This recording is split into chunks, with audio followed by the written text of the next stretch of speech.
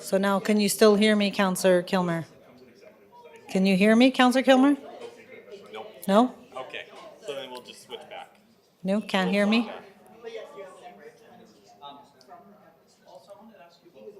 Nope, so then we do have to go with this array. Yeah. Yeah, she can hear you now. Now you can hear me.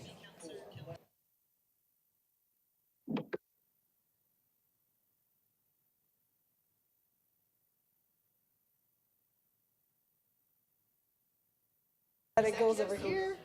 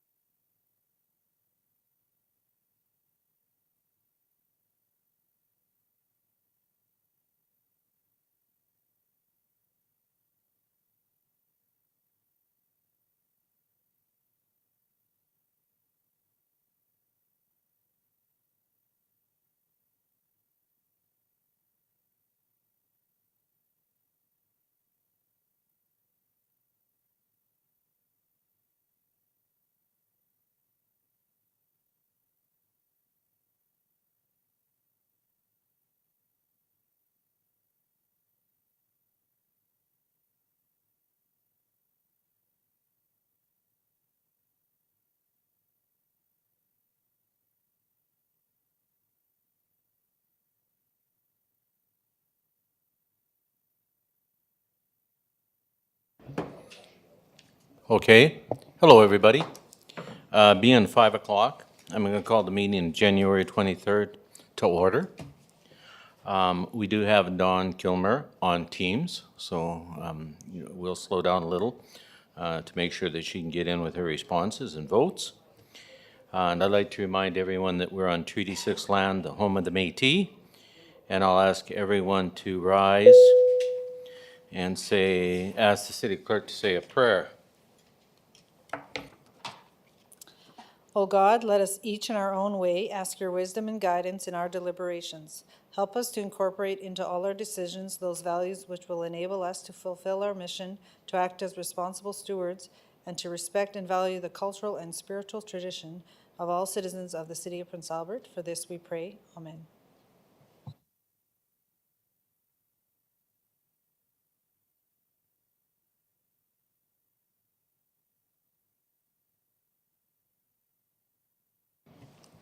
Okay, I'll move on to number 3 on the item, approval of the agenda.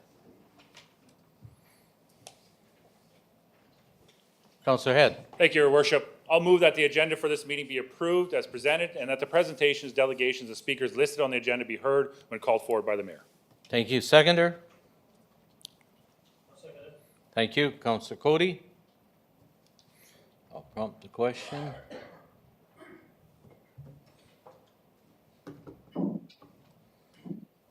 The question's now open. Councillor Kilmer?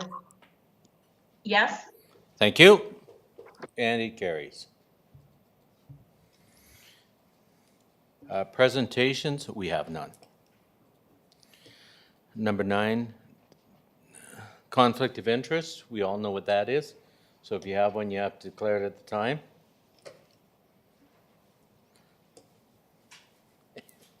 She put it on. I was going to make her wait. Adoption of the minutes. Councillor Miller. Thank you, Mayor Dion. That the minutes of the council meeting held December 12, 2022, the special council meeting held January 9, 2023 be taken, read, and adopted. Thank you. Seconder. Councillor Brodnick. Thank you, Mr. Mayor. I'll second that. Thank you. I'll prompt the question.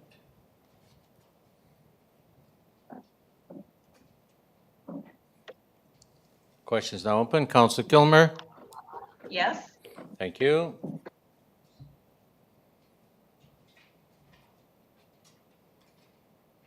Motion carries. Who did I miss? Blake. Okay. Number 7, notice of proclamations. I've had one. 7.1, wear red, Canada Day, February 13th, 2023. Public hearings, we have none. Delegations, we have none. Number 10, communications. 10.1, resignation letter, Ward 8.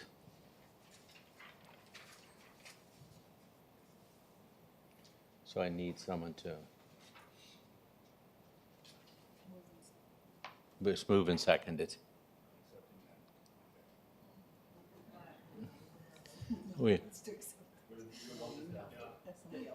You can't do it. Sorry. No, I'm getting used to it now.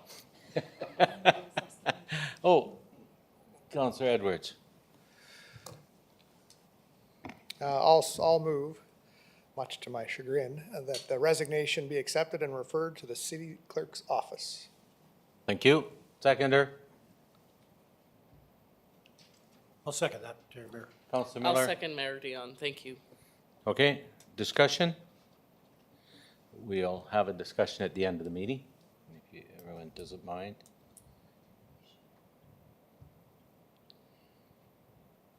So the vote's now open. Councillor Kilmer. Yes. Thank you.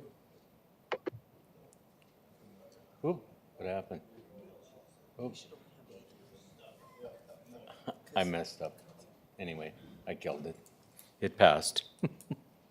Okay, we'll move on to number 11, reports of administration and committees.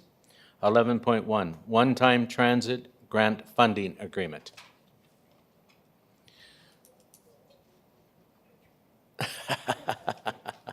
Yeah, then he's on record forever.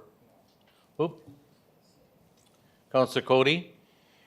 Yes, Your Worship, I'm not going to make the motion, but I have a couple of comments to make prior to us making the motion. And the first one is that, you know, it's just like putting a gun to our head from the provincial government. This is just awful. You know, they knew since last February that the federal government had this grant program. And on December the 22nd, they tell us you have to have your application in for what you want to do with this money, $415,000, which we appreciate, coming from the federal government. And they says you have to have it done by the 23rd of January. Well, lo and behold, you know what? We didn't even have enough time to do the application. We had to ask for an extension. That is a shame to think we haven't got any more collaboration and cooperation with our senior governments in this country. It's just not right. And I just can't see it, but we're really stuck here. We're stuck. Because I know that our manager did a good job of putting together what he thought I think we should have, and some of the stuff is perfectly good. But you know, when you look at it, there's $265,000 for extended transit services. That comes from March the 13th, 23 to March the 31st, 24. Then you've got shelter and benches, $75,000, and accessibility, $75,000. Both of those, in my view, are great. But I'm worried about the 265. This is just a one-year program. The 450 isn't coming here next year again. So how are we going to pay for the program after the 24th day of March? Or do we discontinue it? Once you have something started, and I'm sure it would be good, it'd be great. I'd love to see it happen. But who's going to pay for this after March the 24th? If there were an ongoing program, I'd certainly be more than happy to move this. But at this juncture, I just can't do it. It's not the way I think we should be doing things. But if we don't do it tonight, we can lose the 415,000. So what I say, you have a gun to your head. You're either going to do it and take a chance on where you get the money next year, or you lose the 265 and go with the 150. He said that. It's just wrong the way it works with provincial and federal governments. So I'm going to wait and see what others have to say before I make a motion. Okay, thank you. Counselor Zapp? I've heard what Councillor Cody has to say. I will make the motion and had a couple comments that the allocation of one-time public transit funding be approved, that the funding agreement between the Government of Saskatchewan and the City for the one-time public transit funding program 2022 to 23 be approved, and that the Mayor and City Clerk be authorized to execute the funding agreement and any other necessary documents on behalf of the City. Okay, I'll have to get a seconder now right. that you started the process, then I'll come back to you. Seconder? I have a comment only. Are you going to second it? No, I need a seconder first.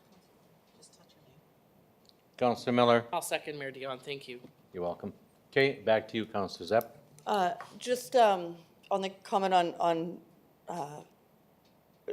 the senior levels of government, I think that's a very important comment. As well, in terms of ongoing funding, very good question. I don't have the answer. However, the report does say that one of the major inquiries that we get in transit is, could we please have extended hours? We did perform a pilot project when I first came on council, so it must have been around 2017, where we did perform a pilot project 9 months or a year or so of having those extended hours. And I've heard about it in the community since, saying, you know, we need more hours because people go to work in retail, they take our bus and they take it home. And so I was pleased to see it was in the proposal as having extended hours, but I totally agree that we don't at this time know how we would fund that afterwards. But perhaps one answer is advocating to our provincial government. Maybe we need to be spending that year to try to advocate for that funding. I did have a question for administration on this. My question is there a reason that any of this funding is not being proposed to be used to purchase buses?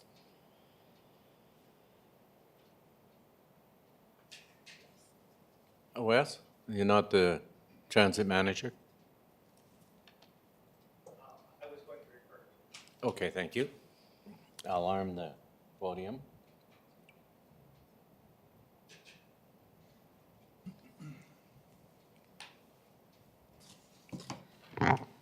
Thank you for the question. At this time, we don't have enough money to purchase a substantial amount of buses. As we kind of saw this year, each bus costs approximately $800,000, so that would only go as far as buying half a bus.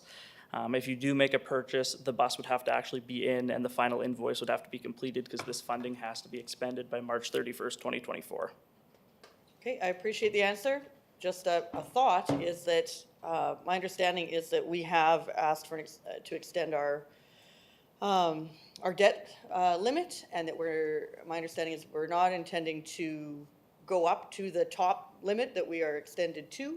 And so maybe when we receive, $400,000 from the province, at least we should think and be discussing that, do we want to apply that to assisting to have a new bus? I did get a phone call from a senior today, as happens here and there, where the senior said, look, I use your bus frequently to get my needs met, to go to doctor's appointments in your city, and the bus that is en route right now, it's very difficult for me to access it, getting up onto the bus physically. It's not one of our kneeling buses. And it's hard to get those calls, and it's hard to have an answer. I bet everybody finds that to be the case. So this is $400,000 that we could choose to apply to a new bus. It's a choice made by council. I appreciate the report. I appreciate the recommendations. I don't disagree that any of them are needed, but we also do need, improved buses for our citizens. And my last comment is just, I have heard, as I think all of members of council have received correspondence about high school students taking our transit system, and that we're not quite meeting the needs of our high school students that are now don't have school buses, in terms of operating on the hour instead of more frequently. So again, that's something that came to mind in looking at this. I'm interested to hear what others have to say. Councillor Head. Thank you, Your Worship. I didn't receive this report until probably the end of the day Friday. I know it came on the agenda on Thursday. However, it was a surprise to see, and I mean a welcome surprise to see that we are being offered a grant funding of over $400,000. Because we certainly need some improvements to our bus services. But I read the report, and it kind of refers to this municipal economic recovery and transit operation shortfalls, and encourage housing affordability as a result of the impact of the pandemic. Now, we are on a time crunch, and I agree with Councillor Cote, it does seem like a Hobson's choice again. Either we do it or we don't. But what I want some clarification, because it seems like this grant is also for housing, affordable housing. And why didn't we look at that? I get it.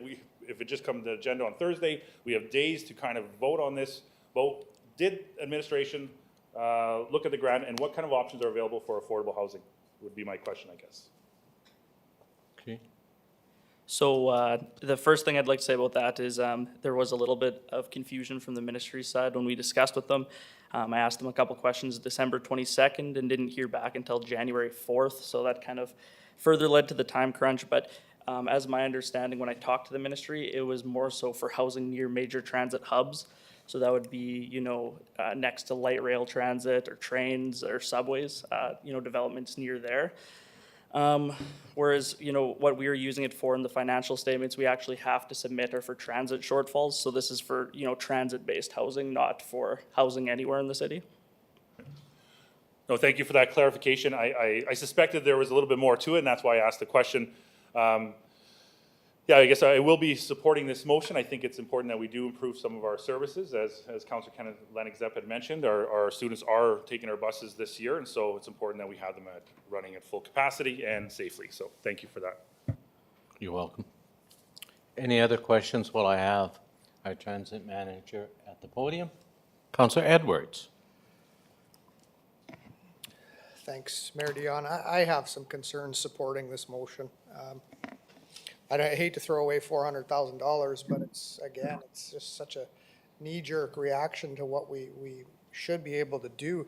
I know the pilot project that we did, I remember it wasn't well utilized. No. And the expectations is if we do offer it and 40 people take advantage of that over the next year and a half, they're gonna expect that return, and that concerns me a lot. And again, where do we come up with that funding? So is it not possible to put the money towards the leasing that we have currently an agreement with? We're not able to use the funding for services that we already provide. So we are able to buy a different bus, but we're not able to utilize it for leasing. That's my understanding, yes. Okay, and there's no way to extend this to look at other options? Because this does seem pretty crazy to make this decision. Yeah, and like I said, we did ask for an extension. The furthest the ministry was able to allow us was January 25th. I just don't know how we can support all of that, especially the extended services. I think that we should, as a council, look at amending this motion and looking at, I think there was used buses out there for a few $100,000, $400,000, but I'm not sure anymore. I remember looking at a list somewhere, whether it was Kijiji or wherever the heck it was, but this concerns me of pushing this through and then having the public expect it year on after. Those are my comments. I'm not sure where I'm going to vote. Okay, well, I'm tied the same way because busing is the number one thing that we subsidize. And, you know, you look at another $250,000, you know, and you're right. If the numbers were there, we would have the service, but the numbers just aren't there. So again, I want to thank you for, you know, trying, you know. At least you came up with something in a very short period of time. Can we not use that other money and just say we're going to replace all our shelters or do something and come up with a new design shelter or something because none of them still have glass in them? Yeah, we are going to be, well, some of that funding would be allocated to, you know, finishing off all the glass repairs, and we would be able to use it for stuff like transit shelters, new benches, new shelters, new sidewalks and pads. Yeah. Thank you. Okay. Councilor If I Zerko. can comment? Oh, yeah, I'll put you on the list. Thank you. Go ahead, I can wait.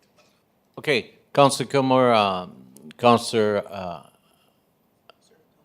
I already forgot his name. He hasn't even gone yet. Councilor Zerkowski has waving the floor to you, so go ahead, please. Okay, thank you very much. And I'd like to thank the manager for that report. I do agree with Councillor Cody and all the things that he did say, but I have been approached by Polytech students and especially the international students a few times. And I like the idea of a trial basis of extending the hours. The students there have concerns. They can't get to Polytech to get to the library. They also all work jobs late at night and have have very little transportation, so rely on our bus services. So I do appreciate this report and will be supporting the motion. Okay, thank you. Councilor Zerkowski. Couple of questions, if I may. Has the city received any feedback from the residents about, I think it's the rush hour, I think it currently runs hourly, about running every half hour at certain parts of the day? Because I've referred them to you, sorry, don't get mad at me, but have you received any calls from the public about that? So the rush hour does run half hourly from Does. 6:45 to 9:45 a.m. and then 2:45 to 6:45 p.m. Now that we've had more buses in service and First Bus was able to hire a few more drivers, we have been consistent with that half hourly schedule. Yeah. Drivers for them has been an issue, and hopefully, it sounds like it continues to be, but hopefully they've been able to handle that. Yeah, they hired 3 more drivers fairly recently, so it seems like they're, up to being able to run that full-time service again. I certainly hear the frustration for sure. I feel like stealing the province's talking points when they scream and yell at the federal government. Listen to us, talk to us before you make decisions. The cities could be saying the same thing on this issue and others. So it's definitely a communication piece, and we could have spent a month and a half discussing our priorities about where this money should be going. Instead, we're lucky enough to have a manager here who understands the needs of the community and has brought forward recommendations to us. So here we are. You're right, we're back into a corner, so what do we do? I'm comforted by the fact that last time we did the pilot project, 2 things have changed in our community. One being the university downtown, and the other one being the removal of busing for high school students in the city. So that brings me some level of comfort to hopefully manage my feelings about what I mentioned 2 minutes ago. So if these recommendations, if there's some hesitancy on these, I'll ask the transit manager, are there any other alternatives that you would put forward on the floor today? Or are these the best options and the only options available? On the transit side, I know, new transit shelters and benches is always up on the list, and that's why 75,000 was allocated towards that. Replacing all the glass that's currently smashed out, we'll be doing that.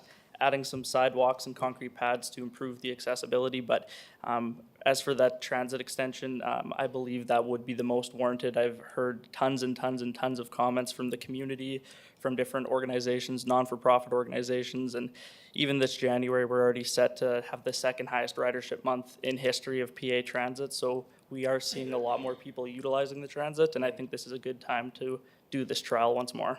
Yeah, and since our conflict with the manufacturer of the buses that we have now in the city, how long do we have them for? How long are we comforted with? How long do we expect them to stay with us? Or are they being rotated out? Did we borrow them? Or releasing them at leases up? How long can we expect to have them in the city for? We're lucky to have First Bus working with us very well. We actually have Auburn bus number 9 and 10 on the way to make sure we have enough buses to always provide consistent service. Currently, we're leasing them, and there's no timeline as to when we have to stop that lease. Okay, so that's on us. That's our processes, that's our decisions. Yeah. Okay, that sounds good. Well, that makes me feel a little bit better. The other thought I had is I really think we need to talk about at some point where we go next with our buses. Councillor across the floor said, why don't we buy one? Okay, is that our only option in the future? Is it? Are there other options available to us? Are there an operation in the city, a third party, that would lease them? And so the responsibility is theirs and not ours. So I think that conversation, we need to pull on that string a little bit about where we go from where we've been over the last year and a half with these darn buses and where we're going next. So I don't think pulling the trigger, and you explained it very well, thank you, Manager, about how it has to be invoiced, and so there's no way we can order a bus in that short period of time. Again, thanks for the short notice. But I think where we go next with our next fleet of buses, I think doesn't necessarily be or follow the same road of what we've done in the past. Councillor Zepp. Thanks. I was just going to, the line in the report does indicate that extended hours would have the largest impact to our ridership of all the options. Councillor Boddick. Thank you, Mr. Mayor. Thank you for the report, Evan. I just was wondering if we have statistics of what the ridership was when we did that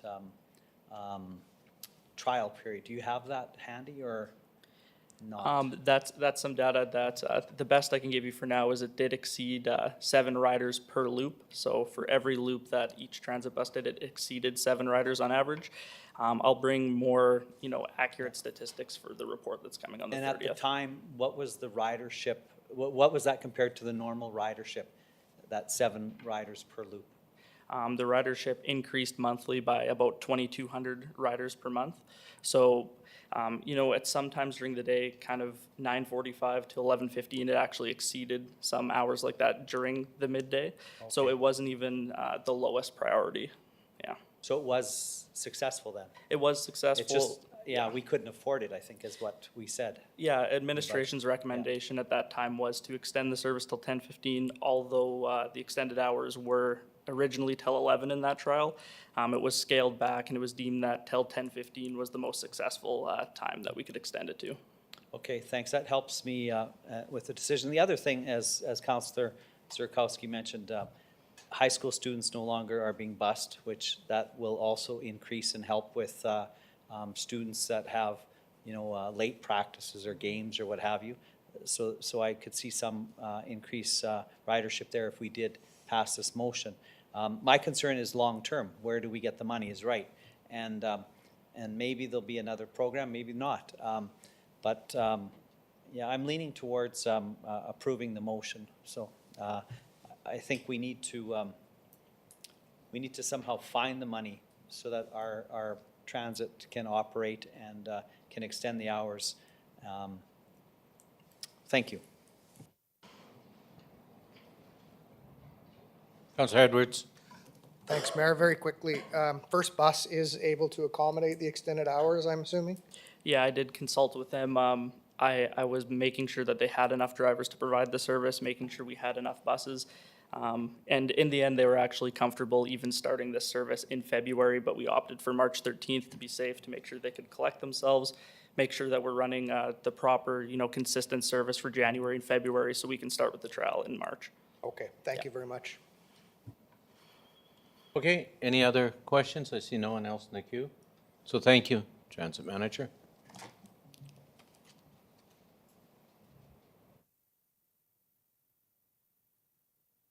Stopped everyone again. I'll prompt the question.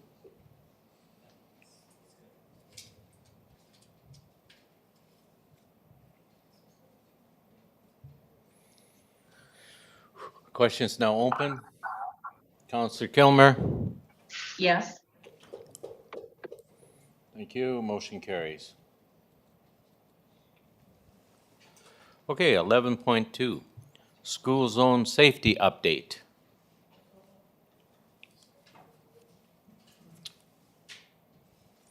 Councillor Head.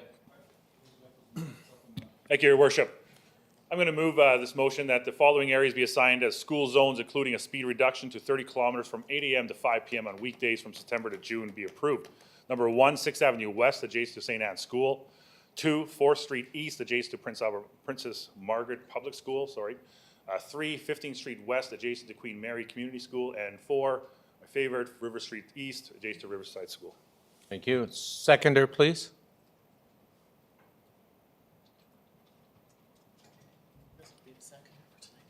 Councillor Miller. Yeah, I'll second Mayor Dion. Thank you. Any questions or comments? Councillor Zerkowski. Thank you, Worship. I'm fairly excited about this item in front of us and the motion on the wall, on the floor. I want to thank the mover for moving it, mostly because I know for myself and the residents around 6th Avenue West, near the West Hill Community Club and the rink, it's in that holy triangle of 2 elementary schools and the rink. Yep. So this will definitely improve safety along that 6th Avenue corridor and then that hot spot.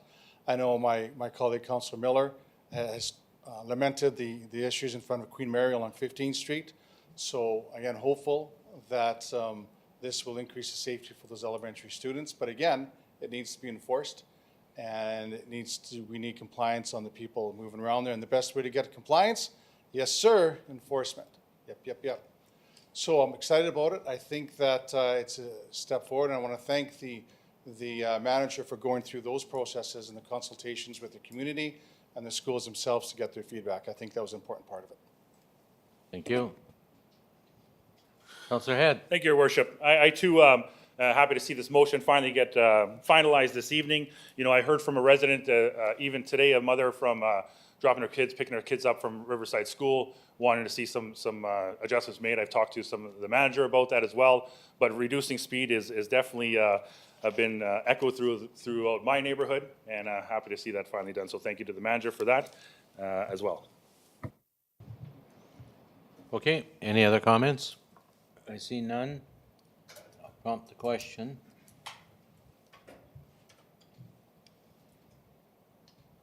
Question's now open. Councillor Kilmer? Yes? Thank you. Motion carries. 11.3, North American Society for Trenchless Technology Conference.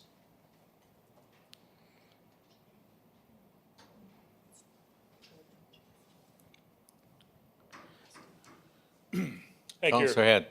Thank you again, Your Worship. I'm going to move that the utility manager, water and sewer manager, and operations manager be approved to attend the North American Society for Trenchless Technologies No Dig Show in Portland, Oregon at a budgeted cost of $2,655. Thank you. Seconder? Councillor Zepp? Second. Thank you. Discussion?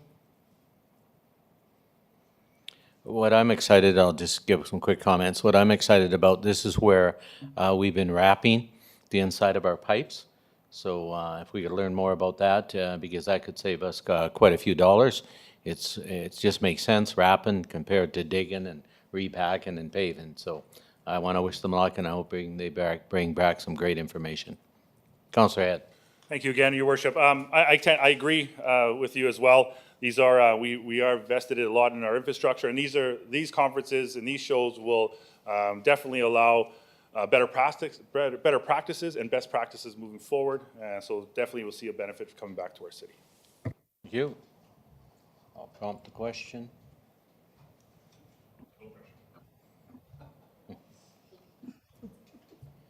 Question's now open. Councillor Kilmer. Yes? Thank you. Carried. Okay.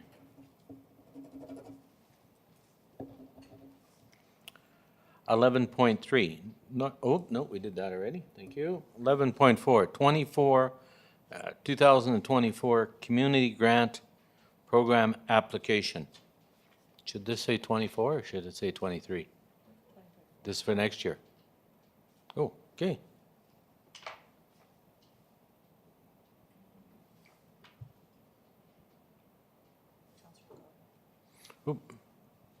Councillor Grodnick, sorry. Thank you, Mr. Mayor. I'll move the motion that an application form for funds through the Saskatchewan Lotteries Community Grant Program for Sports, Culture, and Recreation be submitted, and two, that the mayor and city clerk be authorized to execute the 2024 application form and any other required documentation on behalf of the city. Thank you. Seconder?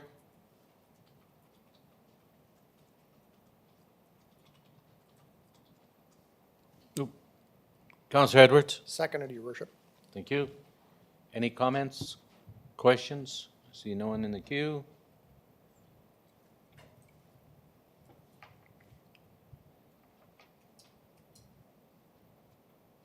Questions now open. Councillor Kilmer?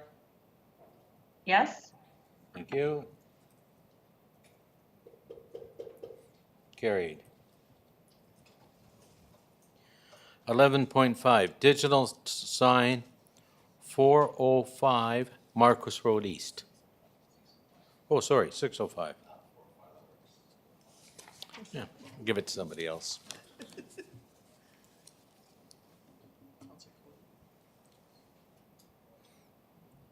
Councillor Cody? Yes, Your Worship, I agree with the recommendation, and I will move that the sign permit application for a digital sign to be located at 605 Marcus Road East be approved, subject to the submission of a stamped engineered drawing or letter showing that the existing sign is structurally capable of supporting the new digital components. Thank you. Councillor Brodnick? Thank you, Mr. Mayor. I'll second the motion. Thank you. Councillor Zepp? Thank you. Question for administration. I take it from this report that a digital sign like this meets the criteria of our current policy on location and such?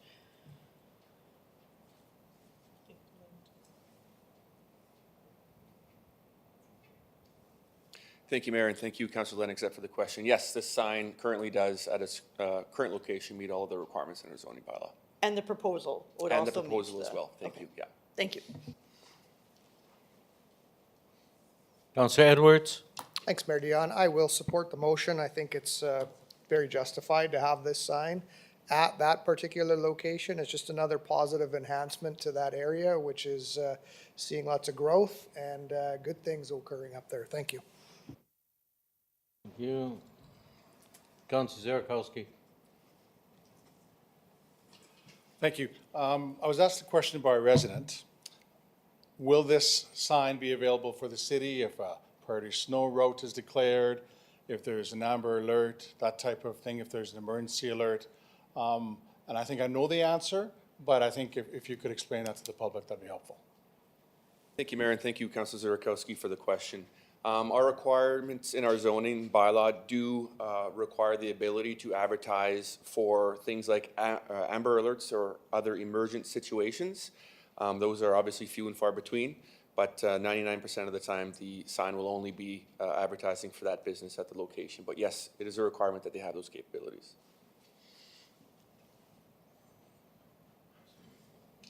Counselor Head? Thank you, Your Worship. I'll be quick. I just want to say I will be supporting this motion. It does, looking at the report, it does comply with our zoning bylaw and our portable sign bylaw, which I know just recently we received another application which was denied. In this case, it is compliant, and so I will be supporting this motion as well. Thank you. I'll prompt the question.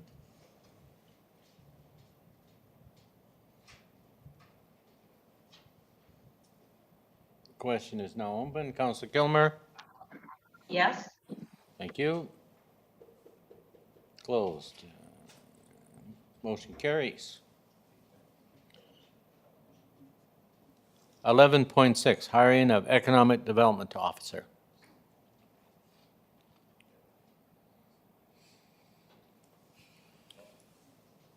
Go ahead, Counselor Head. Thank you, Your Worship. Once again, I'll move that the vacant economic development manager position be filled once a suitable candidate is found. Thank you. Seconder? Counselor Edwards? Seconded, Mayor Dion. Thank you. Discussion, if any? Counselor Zerakowski? Thank you, Worship. I will be supporting this recommendation. I'm excited this is finally before us. I think we've gone through an evolution that's landed this motion in front of us today. I do believe we need our own economic development champion that works with our partners in the region. That's really important. And I believe we need someone who can challenge us, challenge council, challenge senior administration, and take some risks. I believe we need a mover and shaker that will provide an opportunity for us to broaden our economic and our tax base so that we can provide for those services that people demand. Thank you. Okay, I see no one else in the queue, so I will prompt the question.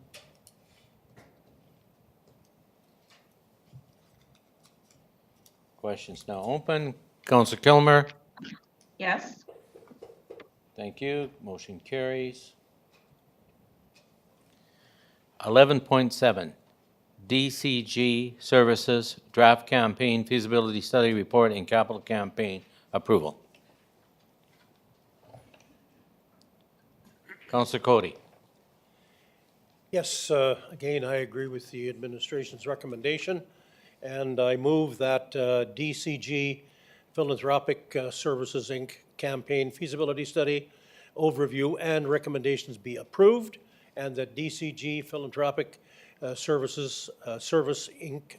Capital Campaign for Delivery of the campaign strategy be approved for the estimated cost of $648,900 plus applicable taxes, to be funded from the external funding received for the Aquatic and Arenas Recreation Project, and that the mayor and city clerk be authorized to execute the agreement and any other necessary documents on behalf of the city.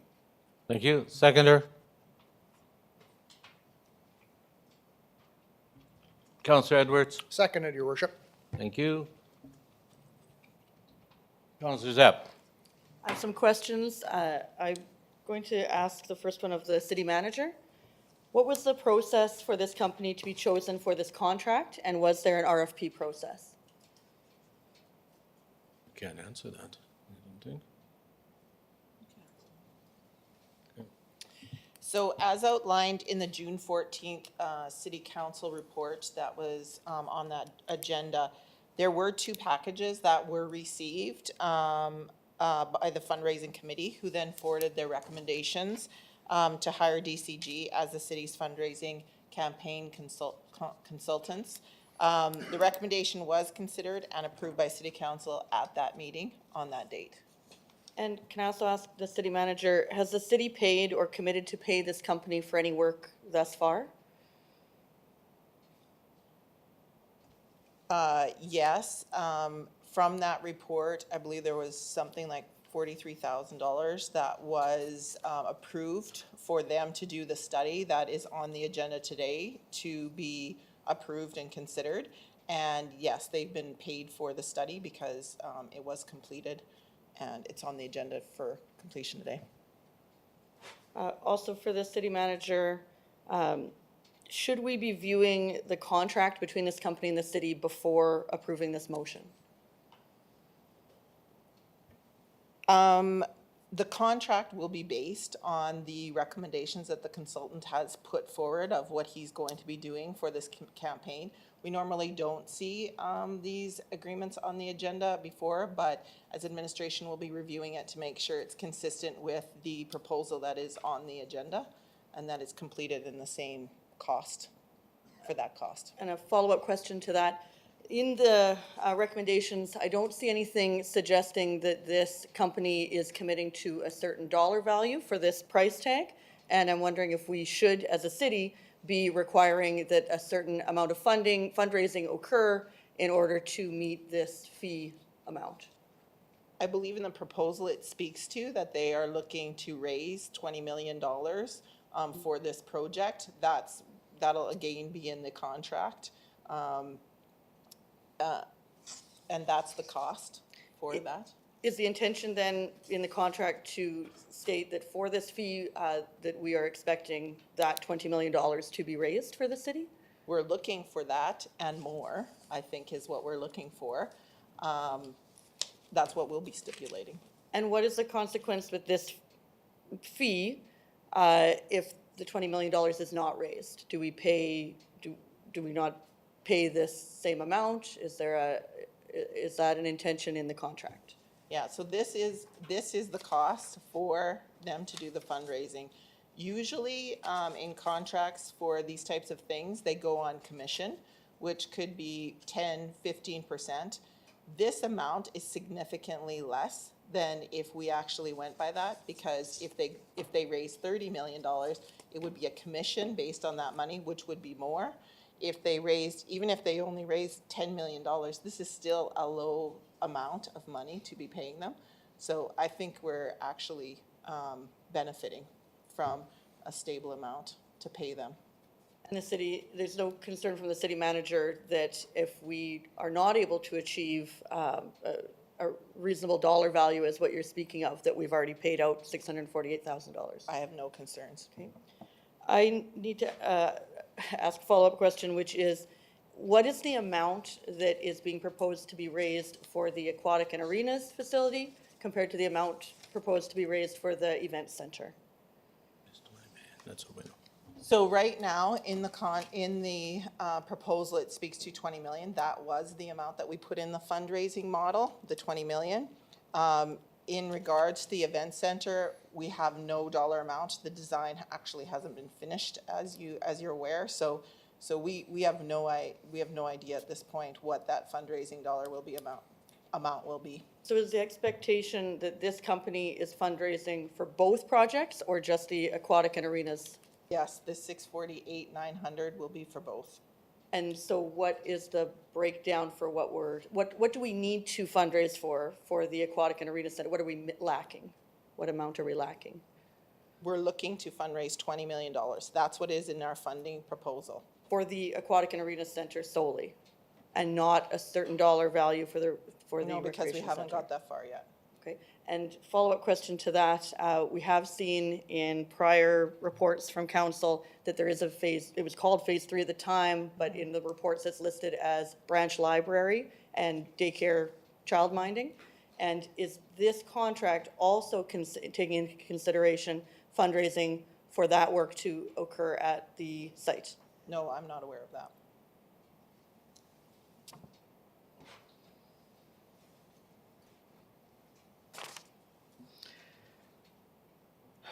I guess I do have some comments. I appreciate the answers. Oh, go ahead. So $20 million is being sought for the arenas, the Aquatic and Arenas Recreation Center. And that this contract would also include fundraising for a recreation, for a event center as well. It is just a loss to not also be considering a branch library at this site, and I don't think it's too late. I really don't. We have a detailed design of an arenas and aquatic center, and I understand we're proceeding with it. However, I'm guessing that we would be the only such facility in North America to be newly built without a branch library being included in the You don't know that facility. statement. It would be rare, right? It would be rare. No. And that cities usually want to put these type of public spaces so that if you have one child in a facility, let's say hockey practice, let's say skating, let's say swimming lessons, that you can also have a space, a public space in our public building for other children. And I think it is something that's expected in these facilities, and it's not too late, and that we can consider that. And if we are considering spending this kind of dollar figure for fundraising, and that this will be fundraising for a projected future event center that's unfunded at this time, we have not provided any funding at this time for an event center, why would we not also want to have this work done for branch library, daycare, child minding? It can encourage revenue. It can encourage more people to attend to this facility. That's why cities put these branch libraries, child minding centers inside. So I am hopeful that if we are pursuing this and spending a large sum of money for fundraising work, that we would also consider that it be looking at branch library, child minding. It's a real loss to miss on that. I generally do also have concerns about paying this amount without, in our contract, a stipulation. I would think it would be very responsible of us to state what amount we would expect and require to be met in this contract, because it's not being done for free. We are paying for a service, and it just seems very strange to not have a requirement that if a certain dollar amount is not met, that then we need to receive funds back.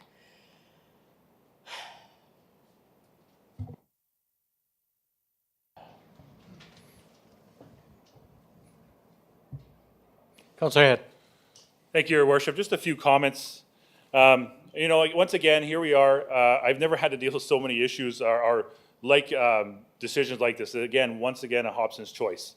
Presented with an alternative, but it's not really.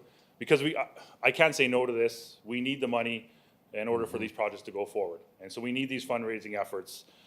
This company, as I understand it, has connections, the know-how, the staff to raise the money, where we can't do that here at City Hall.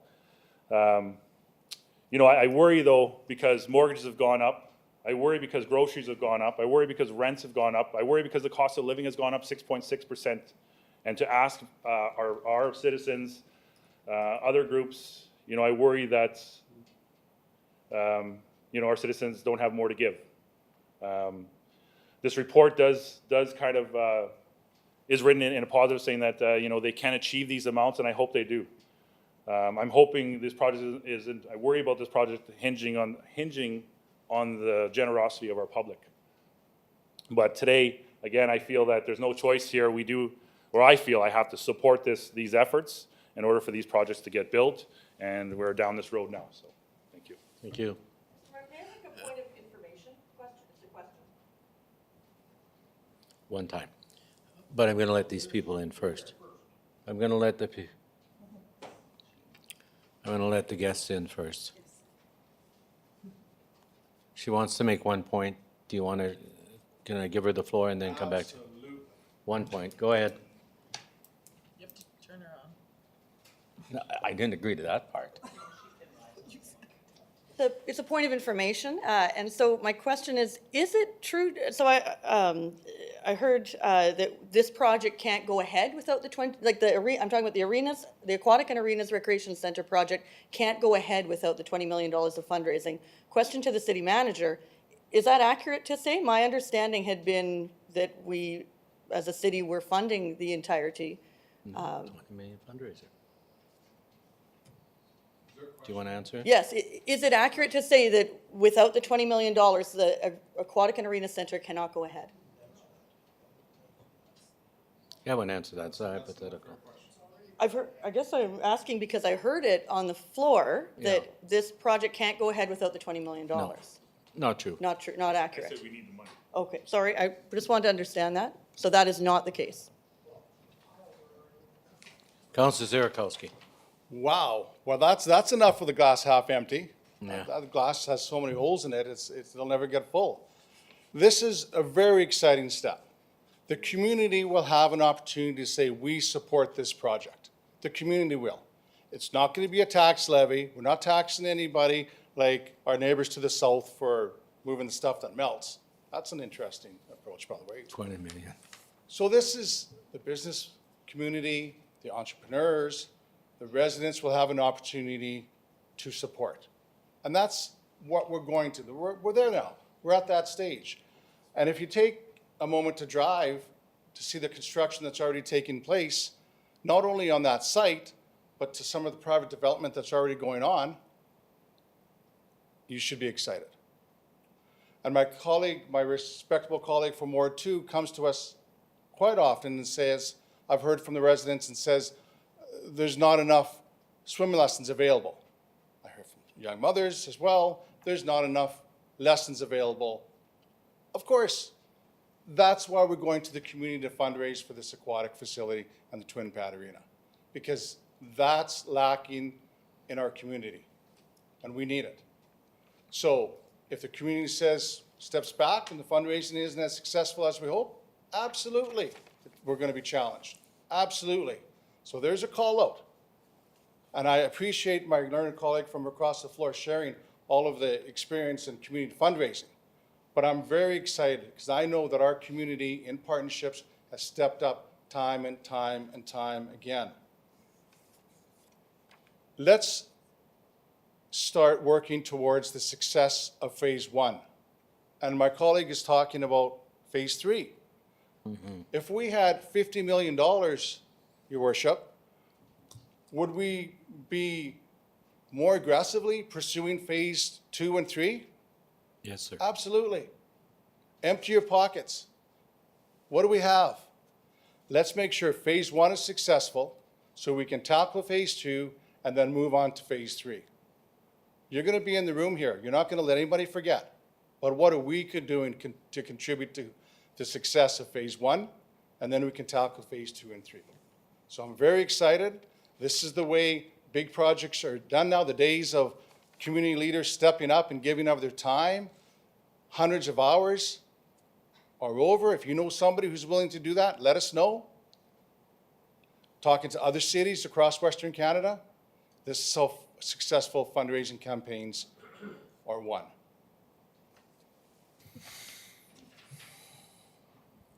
Councilor Brodnick, Councilor Edwards, and Councilor Cody. Thank you, Mr. Mayor. I just, want to piggyback a little bit on what Councilor Zierakowski mentioned. I have confidence in our community. I have faith in our community. Every time Prince Albert needed to raise money or to build something, the community came together. And the community gave as much as they can. And it's everything from $5 to $1 million. I mean, people are very generous in our community, and they continue to be very generous in our community because they have faith in our community. They have confidence in our community. And I think at the last council meeting, I talked about the confidence that various organizations and outside agencies and other levels of government have in our community. The provincial government has confidence in building a second tower, a 300 million or whatever, 100 million, 400 million addition and renovation of the hospital. First Nations University, funded by the federal government, has confidence in our community in putting a new university, First Nations University that we approved. We have an OSB, that's the private sector, has confidence in our community. Look at the development that's taking place in the new entertainment district. The people that have confidence in our community in putting their dollars there as well to expand and make that an entertainment destination for our community. And so, I'm tired of the negativity. I'm sick of it. I'm just absolutely sick of people that want to destroy Prince Albert. And they call themselves advocates. For what? It's a joke. Malcolm Jenkins, I want to get one of his bunny hugs. PABS, Prince Albert People Against BS.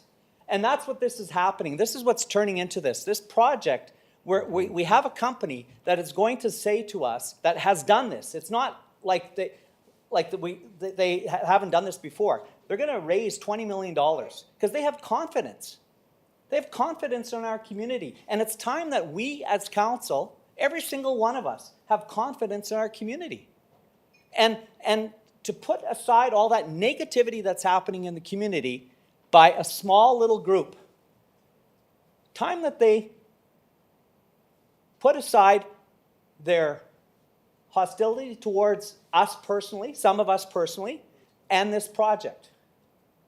Time that ends. And this project is going to happen. Yeah, And it's going to be one of the best things that happens to Prince Albert.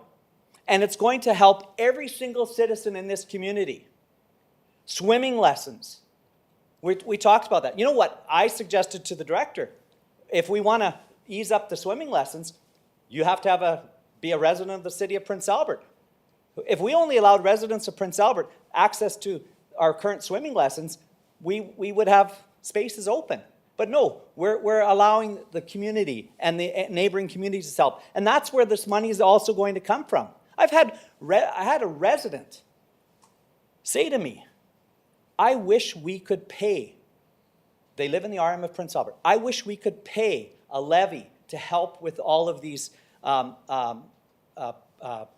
community services that exist in the city of Prince Albert. And I said, what you need to do, go to your RM, go to your Reeve and council. And there is that push from some residents that want to help with this. And so I have no doubt in my mind that $20 million will be raised for phase 1. And when phase 2, as the city manager mentioned, we don't have the design done for phase 2, which is the event center.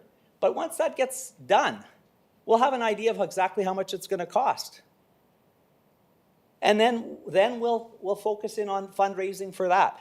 And hopefully having the community come together on that. The majority of the community is behind us and behind this project. Well, large majority. Large majority is right, is behind us. And it's just a small segment of naysayers that are upset. And I heard, we're going to be paying for it for the next 35 years.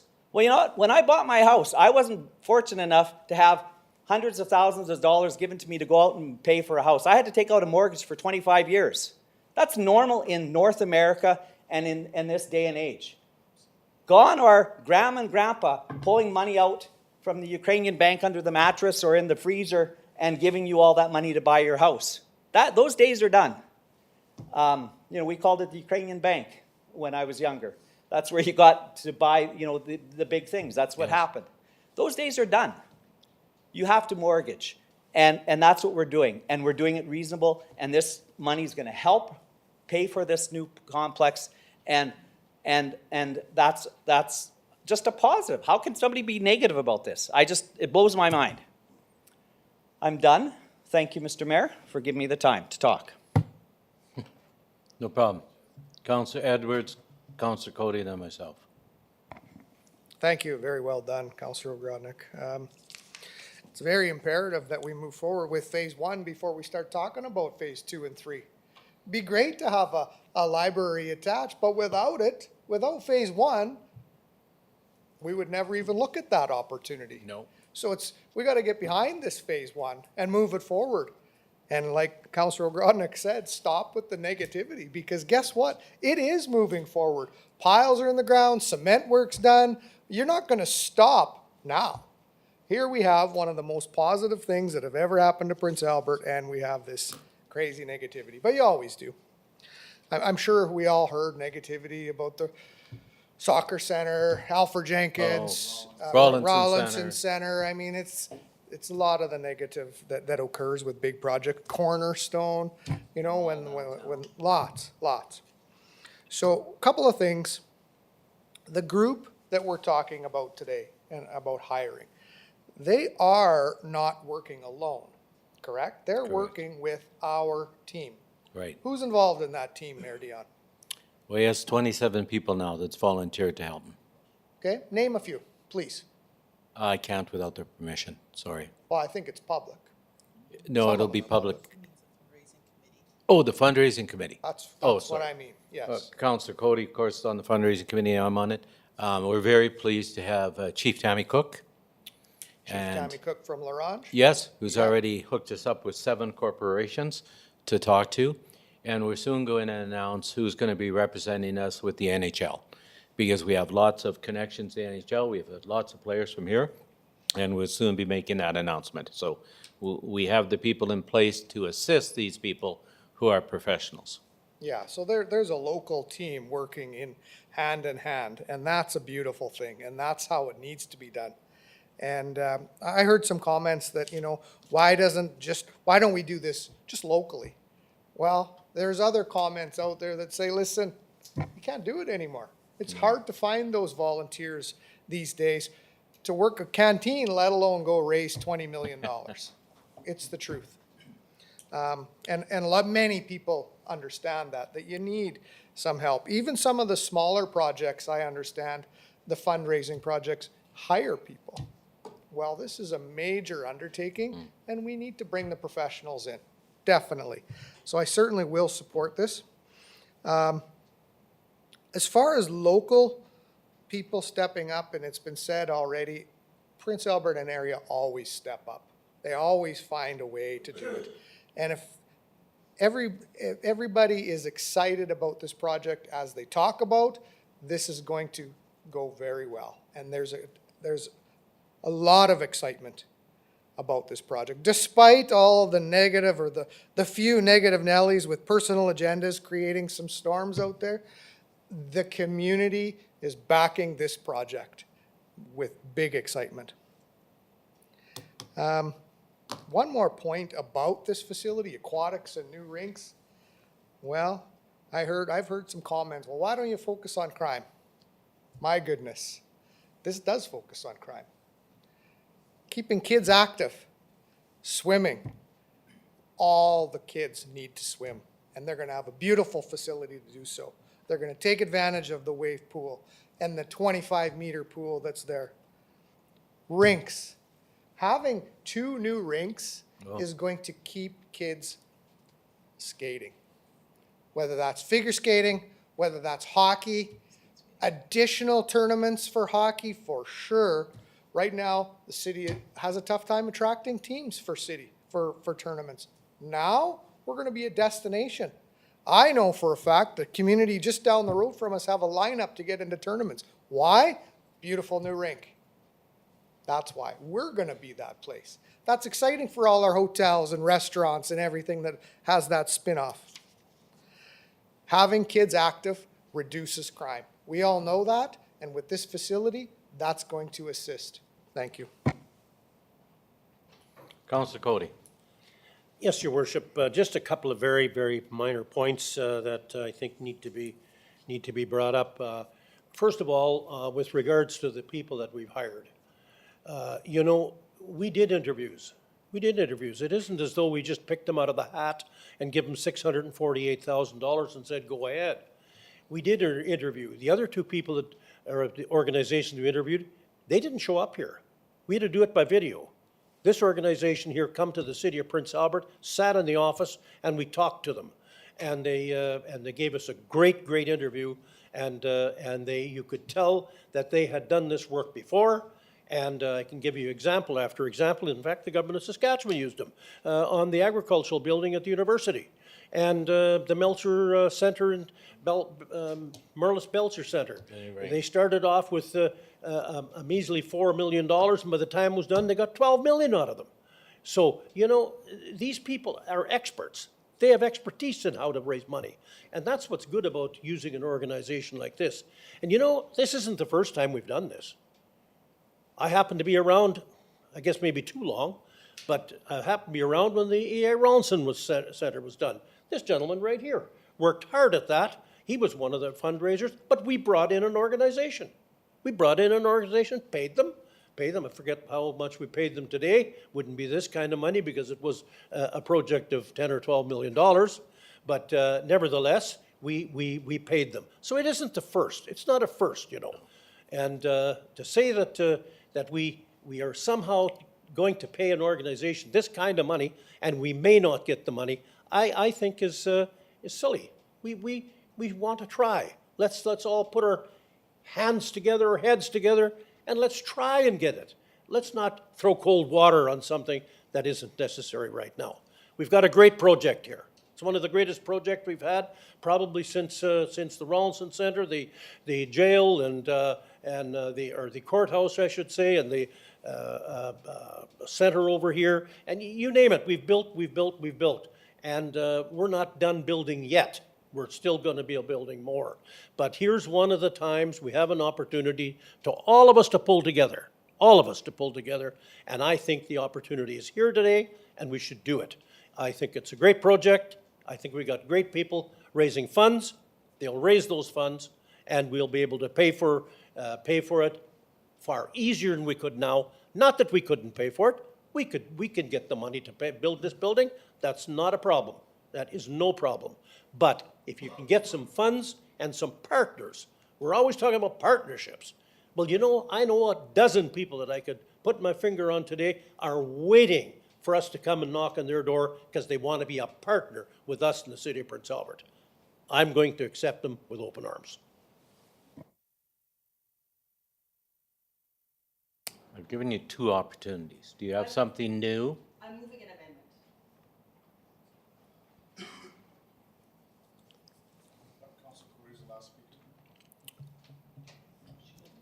I can move. Well, if she gets a seconder, she will. The Go amendment ahead. is that the DCG contract include fundraising work for the branch library and daycare at the aquatic and arenas recreation center.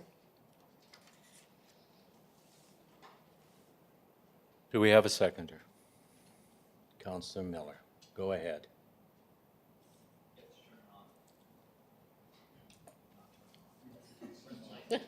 Yes, Mayor Dion, I'll second the motion. Okay, I'm very disappointed with the motion, strictly because let's get this one built first. We shouldn't be asking people to choices. You're asking us to jump the queue over the event center. Let's add this. I can't even remember us voting on a daycare. Are we going to even have a daycare? So I think it's premature, but I'm going to give you just 1 minute of comments and then I'm going to ask for the vote. Because I don't even understand where this motion's coming from. It's jumping the queue. Under the procedure bylaw, Go I ahead. will speak on my amendment. So we do have 2 reports, prior reports from council that do speak to Phase 3. They both indicate that Phase 3 will feature a branch library, that the entire project will be carried out in phases, and that Phase 3 will feature a branch library and daycare center. That's in the documents. And for what the mayor exactly just stated, why are we looking to fundraise jumping ahead? Yeah. That is a great question also for a proposed event center. What is the, can someone No, tell me we're the talking about the, difference? I'm going to keep you focused. Yes. We are talking, you're talking about the library. You want to jump the queue on the library and the daycare. Exactly. So I would like someone to tell me and justify what is the difference between this motion and having this contract do fundraising work for Phase 3 and the idea that this contract is going to include an event center? Both are items that are jumping ahead, that are not the item that is currently under construction, that we're currently working on. What is the difference? Is it just the number, the phase number? That doesn't make any sense. That when I advocated for us budgeting for this work, for Phase 3, I was told that we wouldn't want to budget for that yet because it's an unfunded item. The event center also an unfunded item right now. Why is it a part of this package if this very important piece is also missing? And again, I think we can solve this problem. Thank you. Councillor Cody. Well, Your Worship, I'm going to vote against this motion. I think it's a premature motion. It's got nothing to do with the fundraising that we're doing here today, absolutely nothing to do with it. And as a result, I don't think we need it. And, you know, what this appears to me, and I hate to say this to a council colleague of mine, but this makes us look bad. Oh. We'll vote against this, and it makes us look as though we don't want a library, makes us look as though we don't want a daycare. That's not true. That's not true.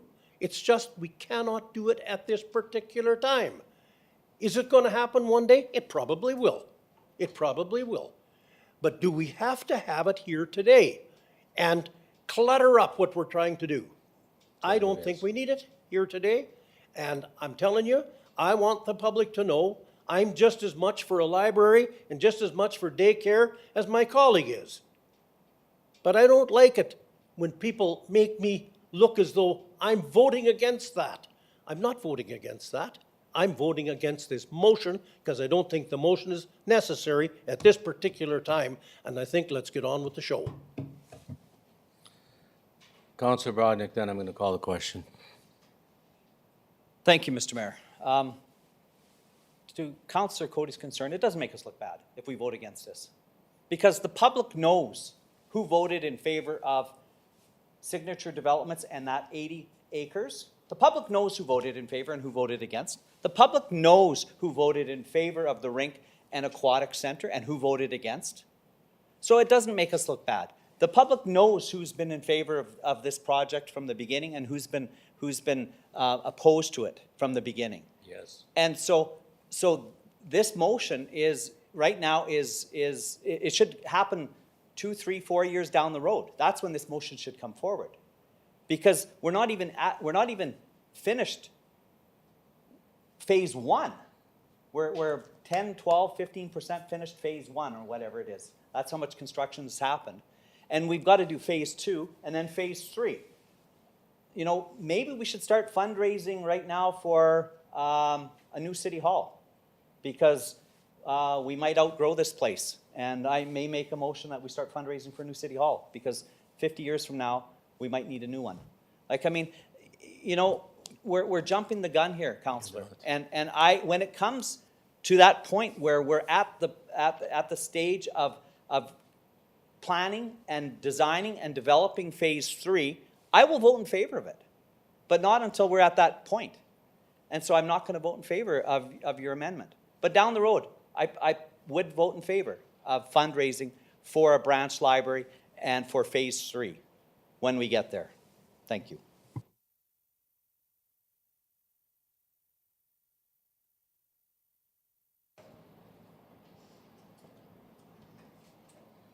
I'm going to speak. I must be strange, because when I look at this project, I look at it as an investment in our community, not a debt. I look at it as an investment. I look at it as an attraction. So when we open our new hospital and we've got to get new specialists and new doctors, and they ask us, what do you have that's going to help convince my family to move here? Well, we have hockey. We have performing arts. We have soccer. We have a beautiful pool. We have a beautiful aquatic center. Those are all things that are investments in our community that's going to help us sell our community. And that's how we have to look at it. It's an investment. We're a growing community. Contrary to some people think, we are the third largest city and continue to grow. We grew 5% in the last census through COVID. And look at all the projects we have on the table today, which is probably going to increase our employment over the next 2 to 3 years, 12 to 1,500 jobs. That's what these projects are about, investments. Who isn't in debt? You said it. Who isn't in debt? I'm 70. I'm pleased to announce I have one more mortgage payment. Yay, I'm going to have a big burning party. We're all in debt. That's how the world runs. The world runs on debt. And so I'm really excited about this project. I am going to support it. I'm going to limit your conversation because you're getting, everyone's opposed. You can know where the vote's going, and I just don't want any more negativity. I think we're on the right head, and we're moving ahead. So I'll quickly give you the floor. Against my wishes, but I'll give it to her. Go ahead. As per the procedure bylaw, I'll close. So there is no justification for the city spending money, we're taxpayer dollars, to be considering fundraising for a completely unfunded event center, which is going to be in this contract. No different justification than doing fundraising work for this unfunded as of yet project. And the time has come for us to start budgeting for this very valuable item at this site. And when I hear, we should maybe wait 2 or 3 years and we'll hear from it again, I can understand that comment, but these reports are from the year 2020. So time has gone by. Eventually, we do need to budget for this very important work. Well, let me just tell you a time frame. Question. We started this proposal 10 years ago. That's how long we've been working on this proposal. So 2 or 3. So this is on the amendment first. We're voting on the amendment first. You have to put it in. She has to put it in for you. Well, why would she already have it in?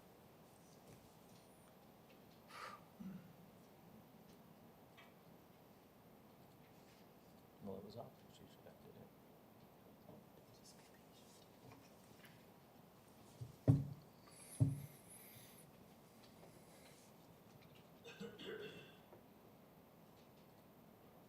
Okay, it's up on your screen. You don't have to. All right, it's now open. Councillor Kilmer? Oh, No. oop, No. yeah, I'm trying to get. How did I get it?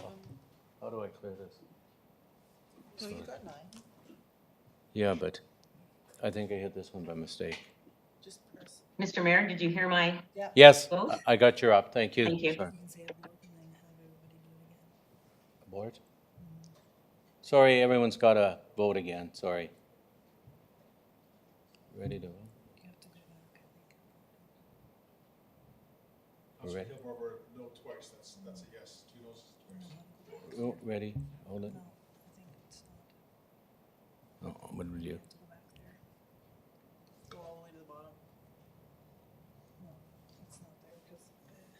What did we do it? I think it's because you started it. You have to do it again. Sorry. We'll have to revote, sorry. And look at, now what she did to my screen. Can you come reset this while she does that? It'll just pop up. It'll just pop up. And I'll be back on there.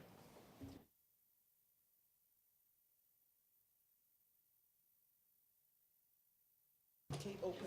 Open. Correct. And Councillor Kilmer said no. It is defeated 7-2. Now I'll prompt the motion. Mr. Mayor, can I ask a question on the originating motion? I don't have comments, I do have a question.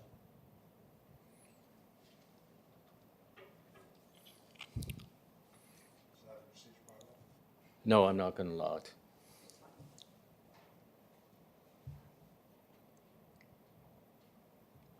The vote is now open. Councillor Kilmer? Yes? Thank you. Vote carries 7-2.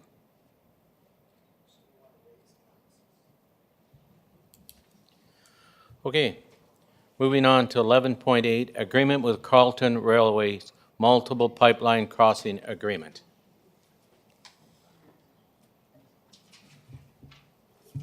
Took the air right out of our meeting.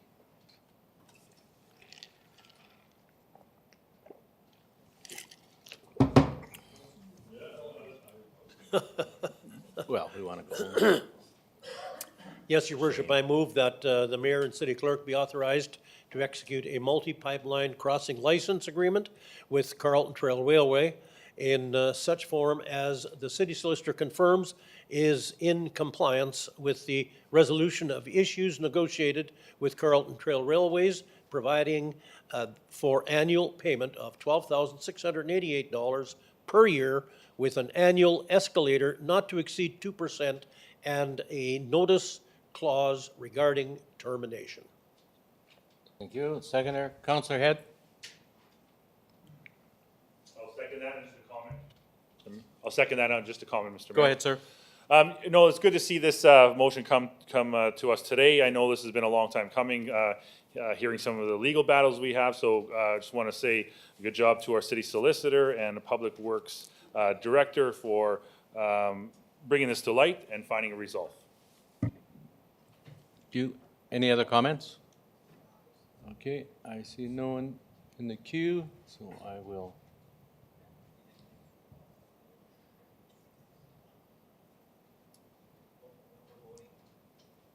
The vote's now open. Councillor Kilmer? Yes. Thank you. Motion carries. Thank you. 11.9, 2022 City Council and Executive Committee record attendance.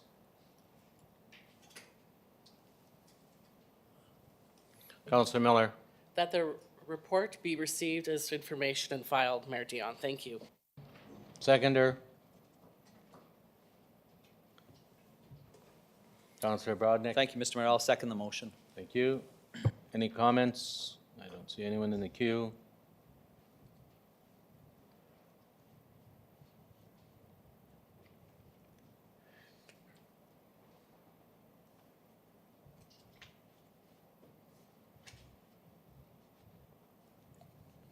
I saved it this time. Oh, damn. I saved it all right.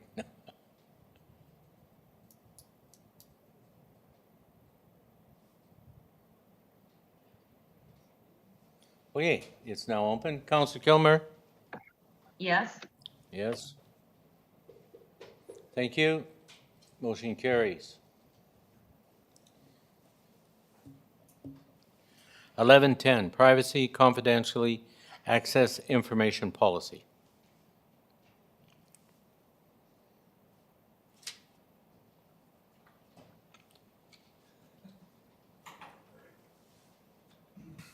Councillor Head. Thank you, Your Worship. I'm going to move that the privacy and confidentiality policy and access to information policy be approved today.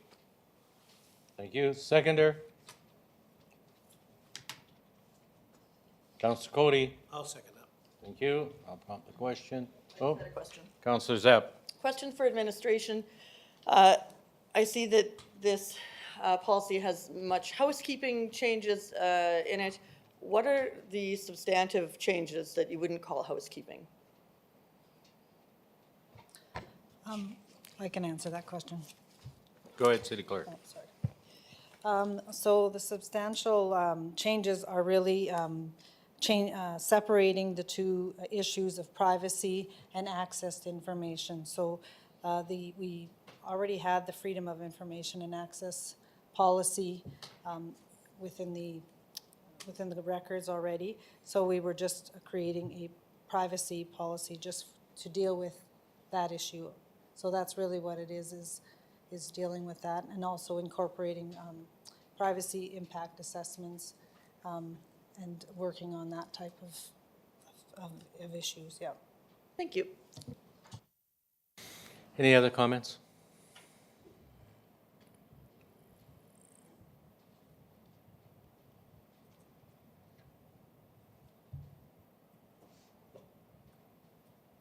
Questions now open. Counselor Kilmer? Yes. Thank you. Motion carries.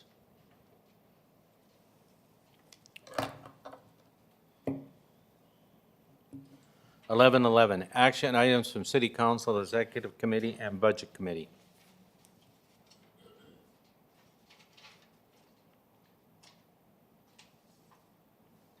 Ooh.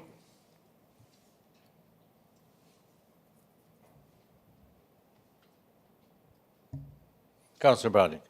Thank you, Mr. Mayor. I'll move that the action items be updated as indicated in the open items document with the following amendment. And one, deadline date for item C, S7 motion, which was by myself, historical significance and potential development, Lacole Falls and area, be extended, and that a site visit be scheduled by July 1st of 2023 with recommendations on next steps to be forwarded for consideration by City Council. And I'll speak briefly if there's a seconder. Seconder. I'm seconding. I do have a question, but I can wait. Oh, you can go ahead. Go ahead, he said. Jimmy, go ahead. My question might be for the city clerk. Just wondering, when we saw this at executive committee level, there was a lingering question about the motion that had passed, the action item to, under reconciliation, to deal with how to implement funding for Indigenous sporting. And I'm just wondering, we were wanting to hear back on that. I'm just wondering what the thought is following up for that action item. That maybe should be under inquiries. It's more of an inquiry, We did review that, your previous motion about implementing a Truth and Reconciliation call to action number 43. Is that the one you're referring to? Correct. So there was a report following that motion regarding Truth and Reconciliation which was from our Arts and Cultural Coordinator, and it encompassed all of those Truth and Reconciliation items that administration has been working towards. So then Address that as well. So then to follow through on that motion that was made, we'd see that in budget then? To perform the funding work?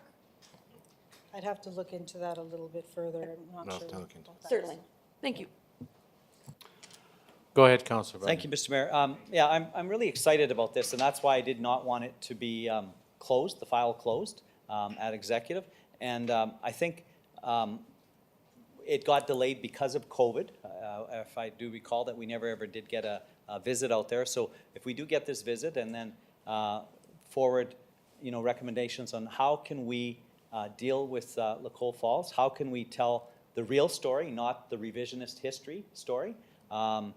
Some people like to rewrite history to fit their own agenda, and it doesn't make sense. And as a history teacher and as a person that has been doing this now in my 39th year of teaching history, you always have these people that want to rewrite to fit their own story.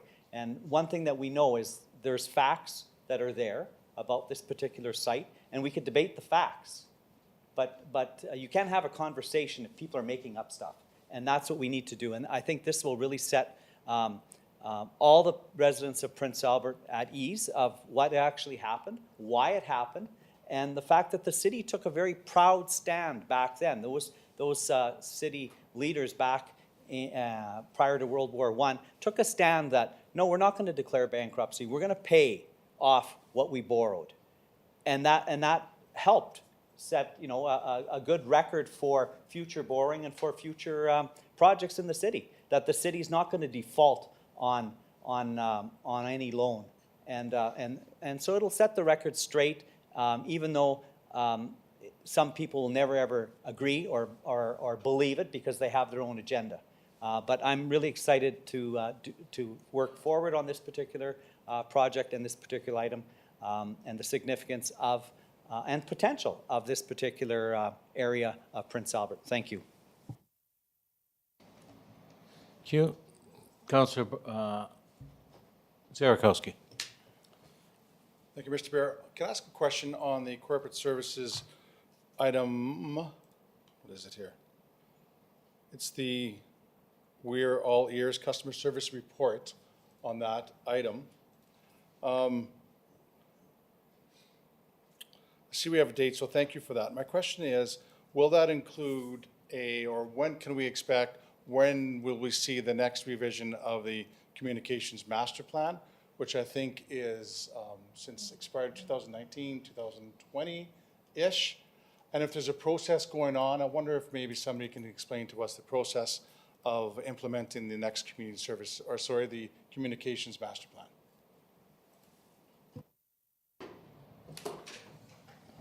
Director. Sorry, thank you for the question. So we have upcoming strat planning session with members of council to kind of go through some of the things that we've heard over the course of last year in the subcommittee meetings and other feedback. So we'll have that meeting in February.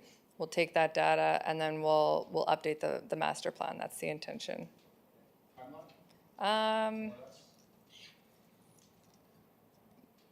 2023.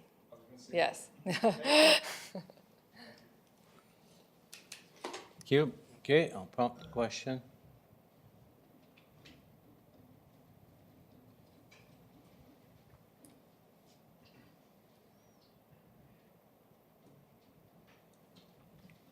Councillor Kilmer?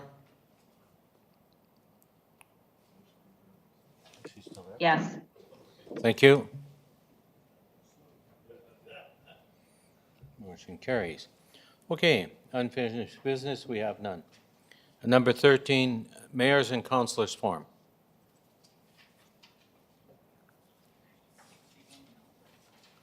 No, he's going after. He's going to close. We're going to close with him, just at public forum. Councillor Cody, Councillor Brodnick, Councillor Miller. Is this your time? No, at the end. At the end? At the end. Good. Sorry, the end. Yeah. So many decisions being made for me here. I know. Well, I thought you were sweating because the three people that are going to keep you accountable just joined us and sitting in the back. Welcome. It's his lovely wife and his two children have joined us too, and just so you know. Okay, Councillor Brodnick. Thank you, Mr. Mayor. I have 5, actually, so I'll keep it short, though. I just want to congratulate Judge Jerry Morin, who was called to the Order of Canada, given the highest honor in Canada. And so resident of Prince Albert and one of the first Cree judges in Saskatchewan. And so that's a great honor to be bestowed the Order of Canada. So congratulations, Judge Jerry Morin. I want to also thank our MP, Randy Hoback, for holding a Christmas party that Councillor Zurkowski and I attended for Ukrainian newcomers. And it was on the same day as St. Nicholas Day. And huge, huge, huge celebration for Ukrainians in Ukraine. That's when children in Ukraine celebrate and they get gifts, etc. And so it coincided with that particular feast day in the church. And it was a great event, good food, good conversations, good dessert. Councillor Zurkowski, he had lots of dessert at that particular event. So thank you to Randy Hoback, and thank you for welcoming our Ukrainian newcomers. I think we're up to 41 families. Speaking with the Christmas theme, I want to thank 3 generations of MPs, Alan, Wellington, and Isabel, for coordinating, once again, the community Christmas meal at St. Mary High School on Christmas Day. 3 generations organized it this year, and as we know, we want to thank Isabel Impey for her years and years and years of hard work, and she is stepping down as one of the coordinators, and so those will be difficult shoes to fill, but she will, it'll happen again next year. I know Councillor Miller was there on Christmas Eve cutting potatoes and helping out all the prep work. There's tons and tons of prep work, and then the day after the cleanup. So it was a great event again this year at St. Mary High School and the community Christmas meal. And so many different organizations volunteering and funding that particular meal. I want to also thank Prince Albert Business Improvement District, the Board of Directors, and Councillor Kilmer, who's our City of Prince Albert's representative on that particular committee. and their campaign at Christmas time with the Grinch. I've never seen such a positive campaign and fun campaign and promoting the downtown and all of the positive events. So with that board of directors and with Councillor Kilmer's input, I want to thank them for telling the citizens of Prince Albert how positive our city is and how many things that we have. I didn't realize as well that we had 22 places to eat in downtown, in the downtown area. Like wow, I didn't realize that there was that many. Last but not least, I want to congratulate resident of Prince Albert, Matthew Kutnikoff, who was given the honor to be on the U23 Men's Softball World Cup team for Team Canada. It'll be played this year in Argentina, April 15th to 23rd, and it's good to have local people, and it's a direct result of our investment in our softball park and softball diamonds and all the millions that went into that. We're seeing some of our young people rise to make Team Canada. And with the baseball, I'm sure we're going to see something there as well in 5-10 years from now, where we'll see athletes come out of that particular investment that the city's made. So congratulations to Matthew Kutnikoff from Prince Albert to making representing Team Canada, wearing the maple leaf in Argentina. Thank you, Mr. Mayor. You're welcome. Councillor Miller. Thank you, Mayor Dion. I'm going to just like to thank everybody on behalf of council who donated to the person bags for the Christmas donations. So first of all, we got the dentist, Nicole Creel, and Eleanor for her scarves, and let me see, Value Village and the Prince Albert Labour District Council for the use of the hall, and Mr. and Mrs. Holash for a donation, and everyone else who made donations to us. And Councillor Head and I rounded up everything and took her to every place that needed it, and it was a great year. And there were 75 bags and 75 purses for the women, and everybody was greatly appreciated. Thank you very much. Thank you. Councillor Edwards. Thanks, Mayor Dion. One major thing, it's to do with the crime focus group that was formed a number of months ago. If you remember, back in August, we sent a letter to Minister Tell requesting 10 officers to deal with more specifics, gangs and drugs in our community that are fueling the violence, property crime, and the homelessness in the city. So a response came back in November from Minister Tell, unfortunately saying, nope, we're not going to help you. It was kind of all it offered. It did say, unfortunately, you know, we do supply X amount of officers already and partially fund. I want to remind that the public that we do get a number of partially funded officers, which we certainly are grateful for.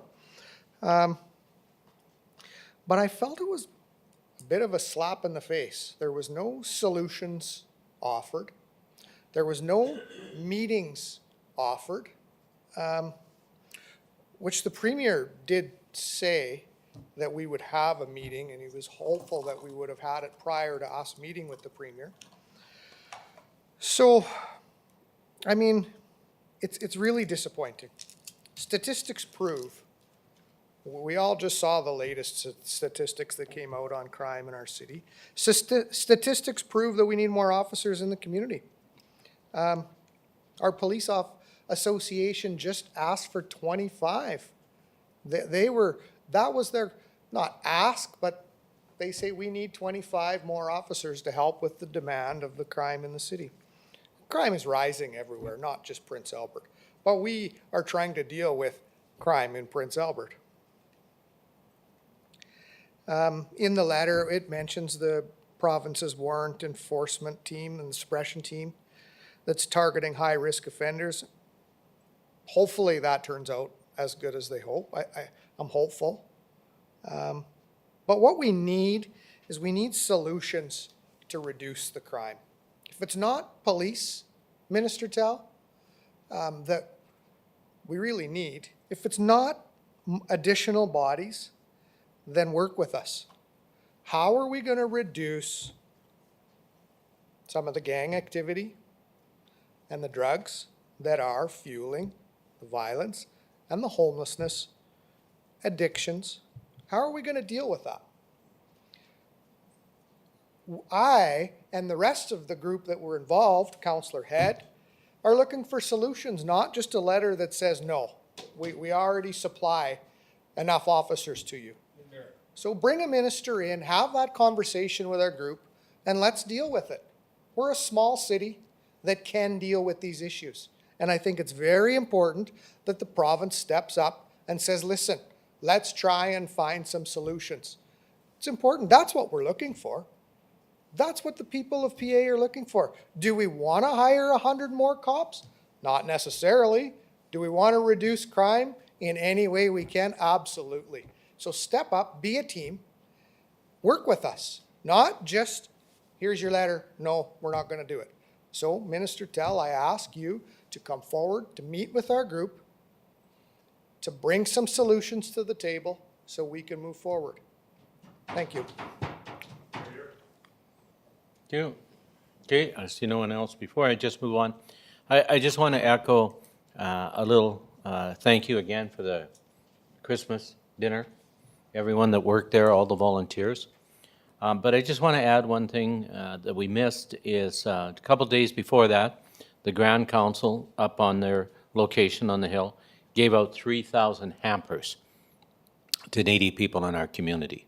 So this year when it came to food in between Isabel and her group and the Grand Council and everyone else, I hope no one had any needs because there was lots of food and ability around. Okay, I'm going to move on to that. From there, I'm going to move to inquiries.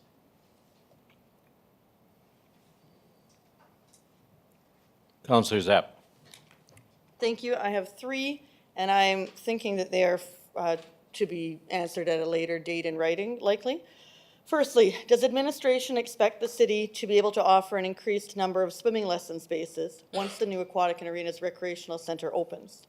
2, what is the $20 million of proposed fundraising through DCG proposal to be expected to be spent on?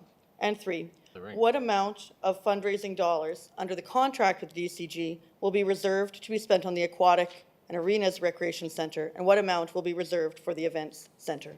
Those are my 3 questions.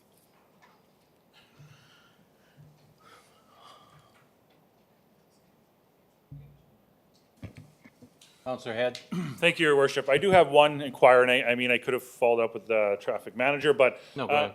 I'm looking to get some information about moving a bus stop, and more so for the public's information about how we go about placing our bus stops, and if we need to move one, how do we go about moving that bus stop to a different location, would be my inquiry. Okay, so if you give them the address and everything, it'll work. I will, yeah. Thank you very much. Councillor Zierakowski. Thank you, Your Worship. A couple of questions, if I may. If we have the answers available tonight, that would be great. My first one is regarding the billboard on 2nd Avenue across from the Travel Lodge, which is sometimes referred to as the Coronet. On the west, or the east side, there's a hotel there that was recently torn down, and it is, for many of our residents, an eyesore. It strikes me that as we put money into the budget about beautification, as we tonight approved a new billboard in our community, that billboard sits empty with just a frame on the outside. And it's my understanding that it does not fit well within the bylaw for the authority of the city to do anything about it. So here's my next question. Is there some approach the city can take to get rid of that eyesore? It's sitting there, and we're spending all this money to attract businesses and families to our community, and yet the main entrance to our city has that eyesore that perhaps we are unable to do anything about it. So I wonder if there's some approach we could take with that.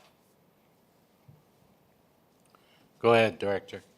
Thank you, Mayor, and thank you, Councilor Zurikowski, for the question and certainly your patience. As you said, this has come up on a few different occasions. This property is going through the enforcement process as we speak, actually. Therefore, I can't provide too many details, but I'm quite confident that that sign will be dismantled in due course. Good stuff. I really enjoyed seeing what happened to the dismantling behind that sign a little while ago, so hopefully that continues. Thank you for that. My second question is, as Your Worship, as the result of our surrounding RM partners declining our invitation to support our endeavors when it comes to recreation and the use of our facilities, which, as you know, our taxpayers pay for, are we moving towards a two-tiered system for residents that live outside the city when they come register for their activities? And where are we in that process? Director of Community Services. Thank you, Mayor Dion. To Councillor Zurikowski's inquiry, one of the motions that the department has for follow-up to council is to bring forward a resident and non-resident fee structure for consideration this next cycle. We're also considering that within the operating model that we'll also be bringing forward as part of the new facility. Okay, good. Thank you. Thank you. Okay, anyone else under inquiries? Seeing none, I'm going to move on to inquiry responses, December 12th, 22. If I could get a motion, Councillor Miller. That the inquiry responses be received as information and filed, and I have a comment on mine. Okay, seconder. Councillor Zapp. Second. Thank you. Go ahead, Councillor Miller. So in the inquiry responses on January 23rd, or December 23rd, I should say, our last meeting, I reported to the fire chief and planning department that Carlton Park Suites were having issues. They had a month of reprieve. I'm not sure what happened there, and there was security there from that point on. And now security is gone and they're back to point A. And the residents are quite concerned. The situation is not getting any better in the hallways. And there's people in there that should not be there. And it's very dirty. I don't know what they're doing. Like, I don't know if they're bringing garbage bags in and then ripping apart, looking for bottles and doing whatever. But it's a disaster. And it's a fire hazard, and it's also a safety concern for all the residents that live in A, B, and C. And it's quite difficult. You know, I have an elderly mother who lives there as well. And of course, we're going through the process of getting her out of there. And my brothers also. However, you know, I don't want to leave behind a situation either. And it's quite concerning. I don't know if there was a meeting taking place with the landlord or not, but I understand that there was supposed to be, but things are not getting any better. Okay, thank you. We'll get back to you on that one. I'll follow up over there, Carlton. Go ahead, Councillor. Thank you, Mayor Dion, and through Councillor Miller. There is supposed to be a meeting scheduled, and I believe you're part of that. I'm part of that, and another resident is part of that, and the management. And I think it's very important that that occurs. We'll listen to their side of the story for sure. It's something that we need to hear of why this building is as it is, why all the police are called there so often and fire are called there so often. I look forward to those rationales of how they're dealing with it and what we can do. So hopefully that meeting occurs within the next few weeks. Looking forward to it. Thank you. Okay. No more under inquiries? All those, oh. Nice try. I'm prompting the question electronically. All in favor? Nobody can hear you through my phone.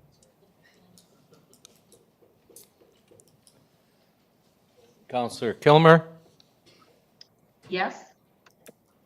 Thank you. Carried. Okay, notice of motion. Motions, we have none. Public forum, we have none. So what I would like to do at this point, before we go to adjournment, is I'll start at Councillor Cody, go around, start here. And we'll have Councillor Zierakowski end at the, he'll do the closing remarks. You know, maybe is there a box of Kleenex we can give him in advance, or is, maybe we'll ask his family, is he really a whiner or just here? Oh, they're shaking their head, yes, okay. Okay, so we'll start with Councillor Cody and we'll end with Councillor Zierakowski. Oh, sorry.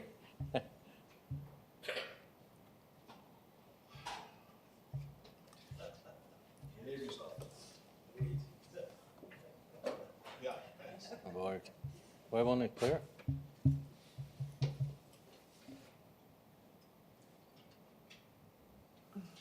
Oh, there we go.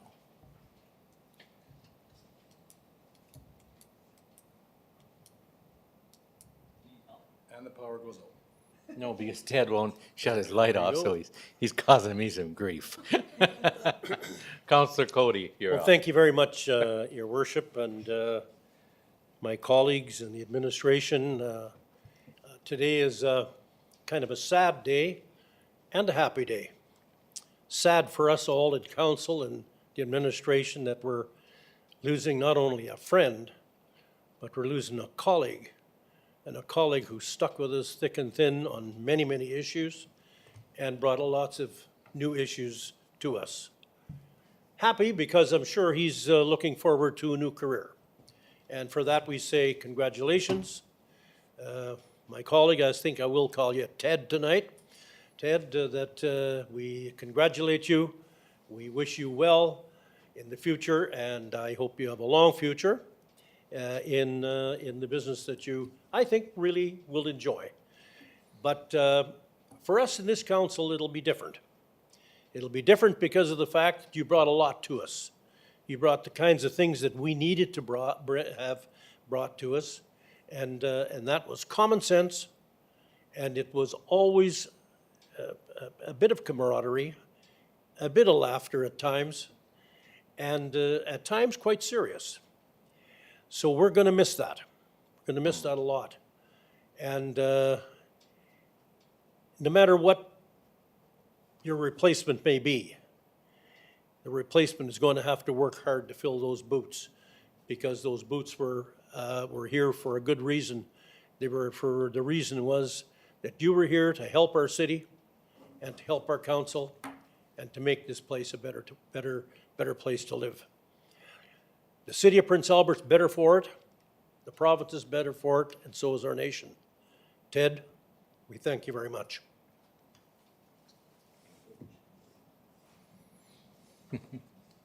Councillor Head, do you have any comments? Sure. Go ahead.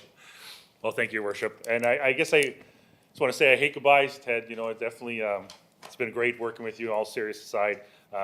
You know, yes. I want to say thank you on behalf of, you know, the city of Prince Albert. You put a lot of great years into the role that you performed, and you've done it well. Otherwise, I mean, the election results show it.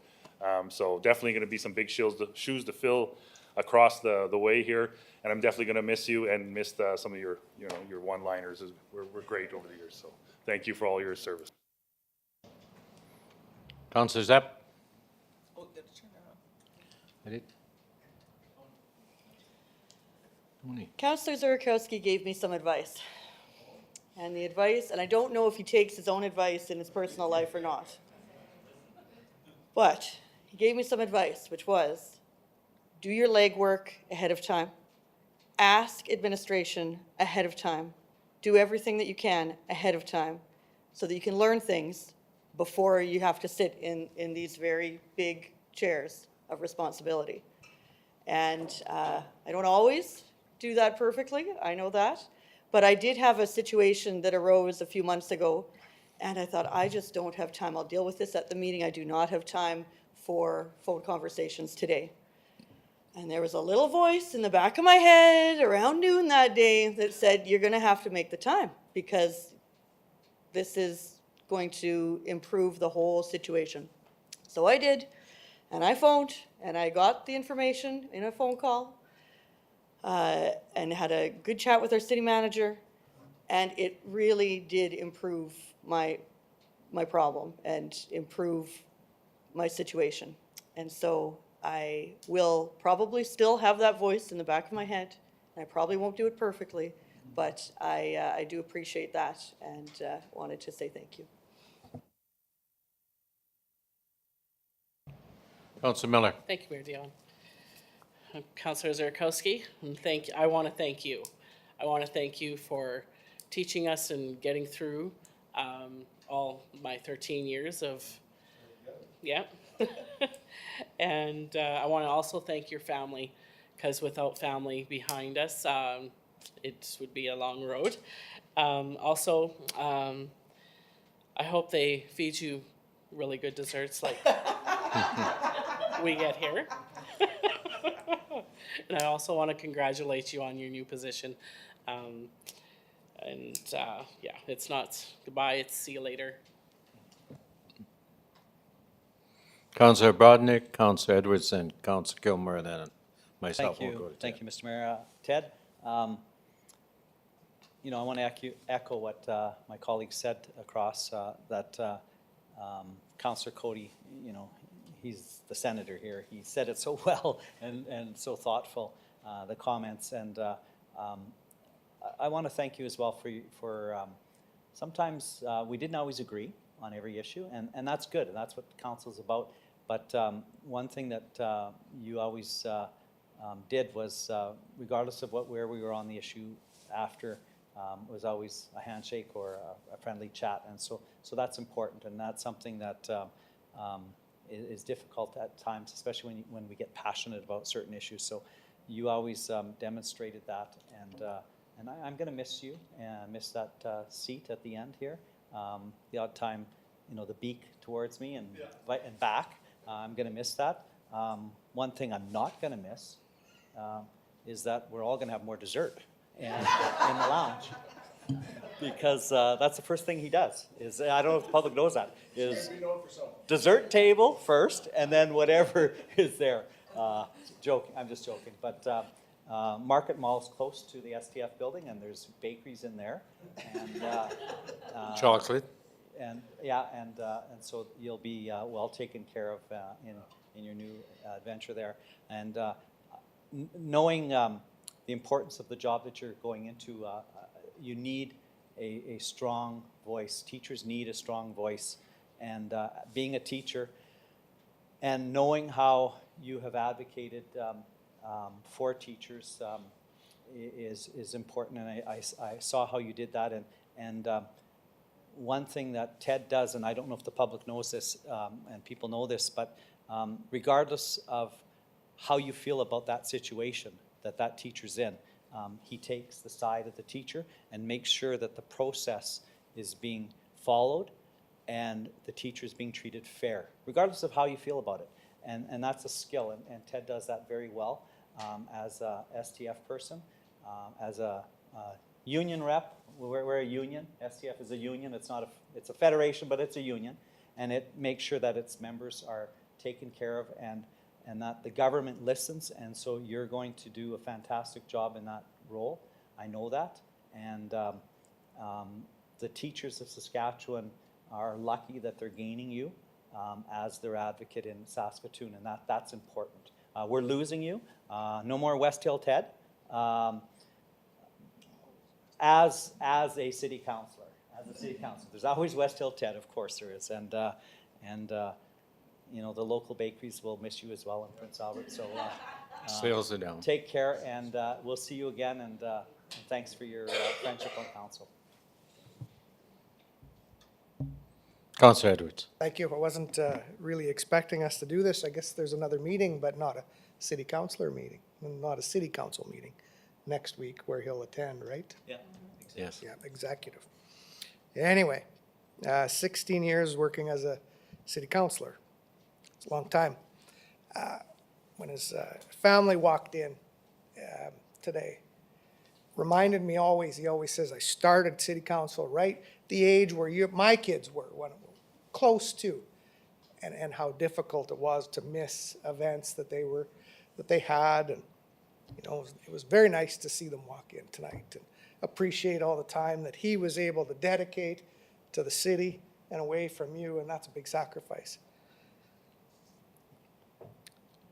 So,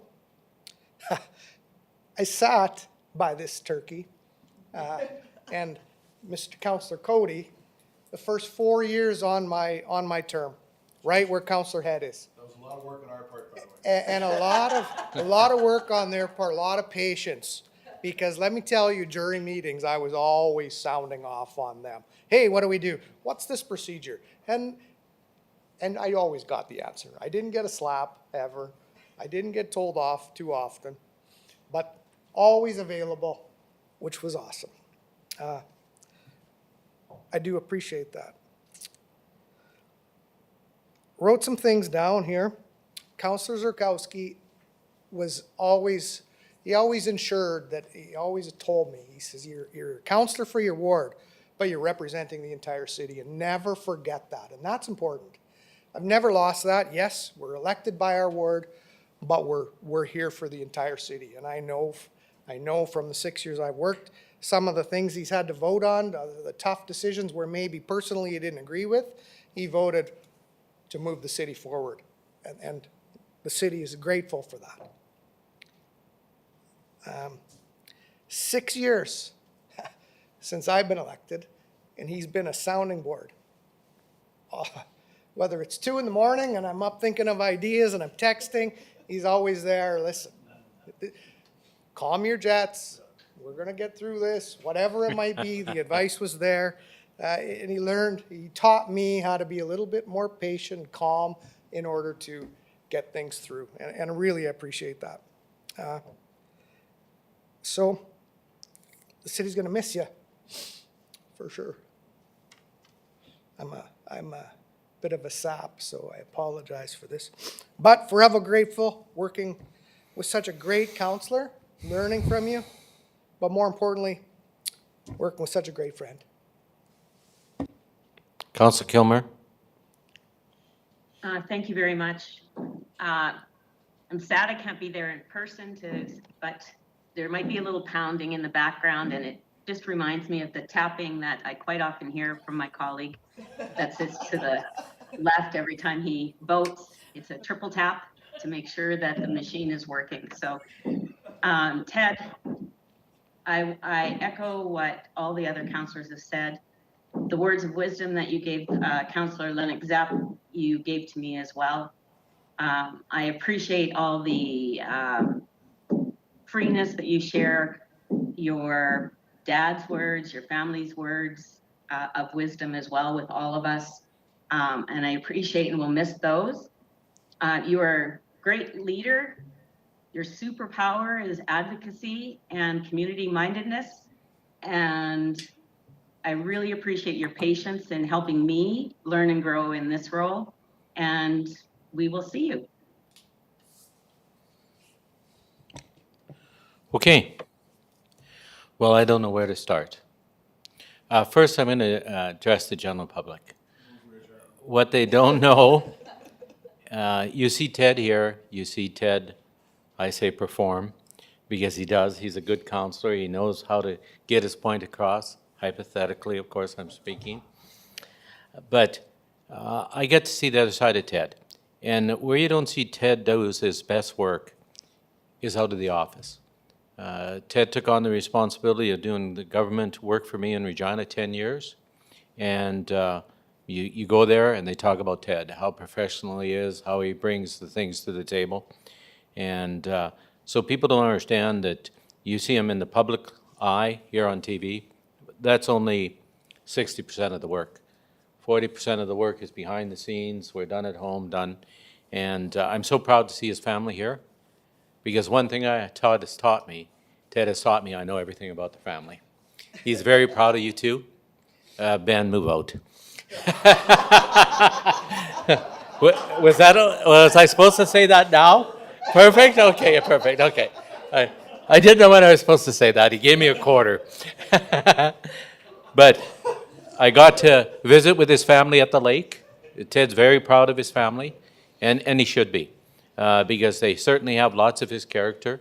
I think why Ted's going to be so successful in his job is Ted is a very good listener. And he taught me that. I can get very excited. I think I've shocked him in the last 4 or 5 meetings. Ted even said, is the mayor okay? You know, but sometimes you got to get into it, you know, but Ted was very calm, and that's the way he presents himself. So I'm not saying goodbye, Ted, because we're going to see each other again, and we go to the same lake, and we'll see you there. And who's the winner here is the Teachers Federation. That's the winner here today, because they got a character in first class. So good luck, Ted. You know, if you need anything, you're more than welcome to give us a shout, and we'll help you out. Or if we can need something, we know we can count on you, and otherwise we'll see you at the lake. You're up, Ted. Yeah,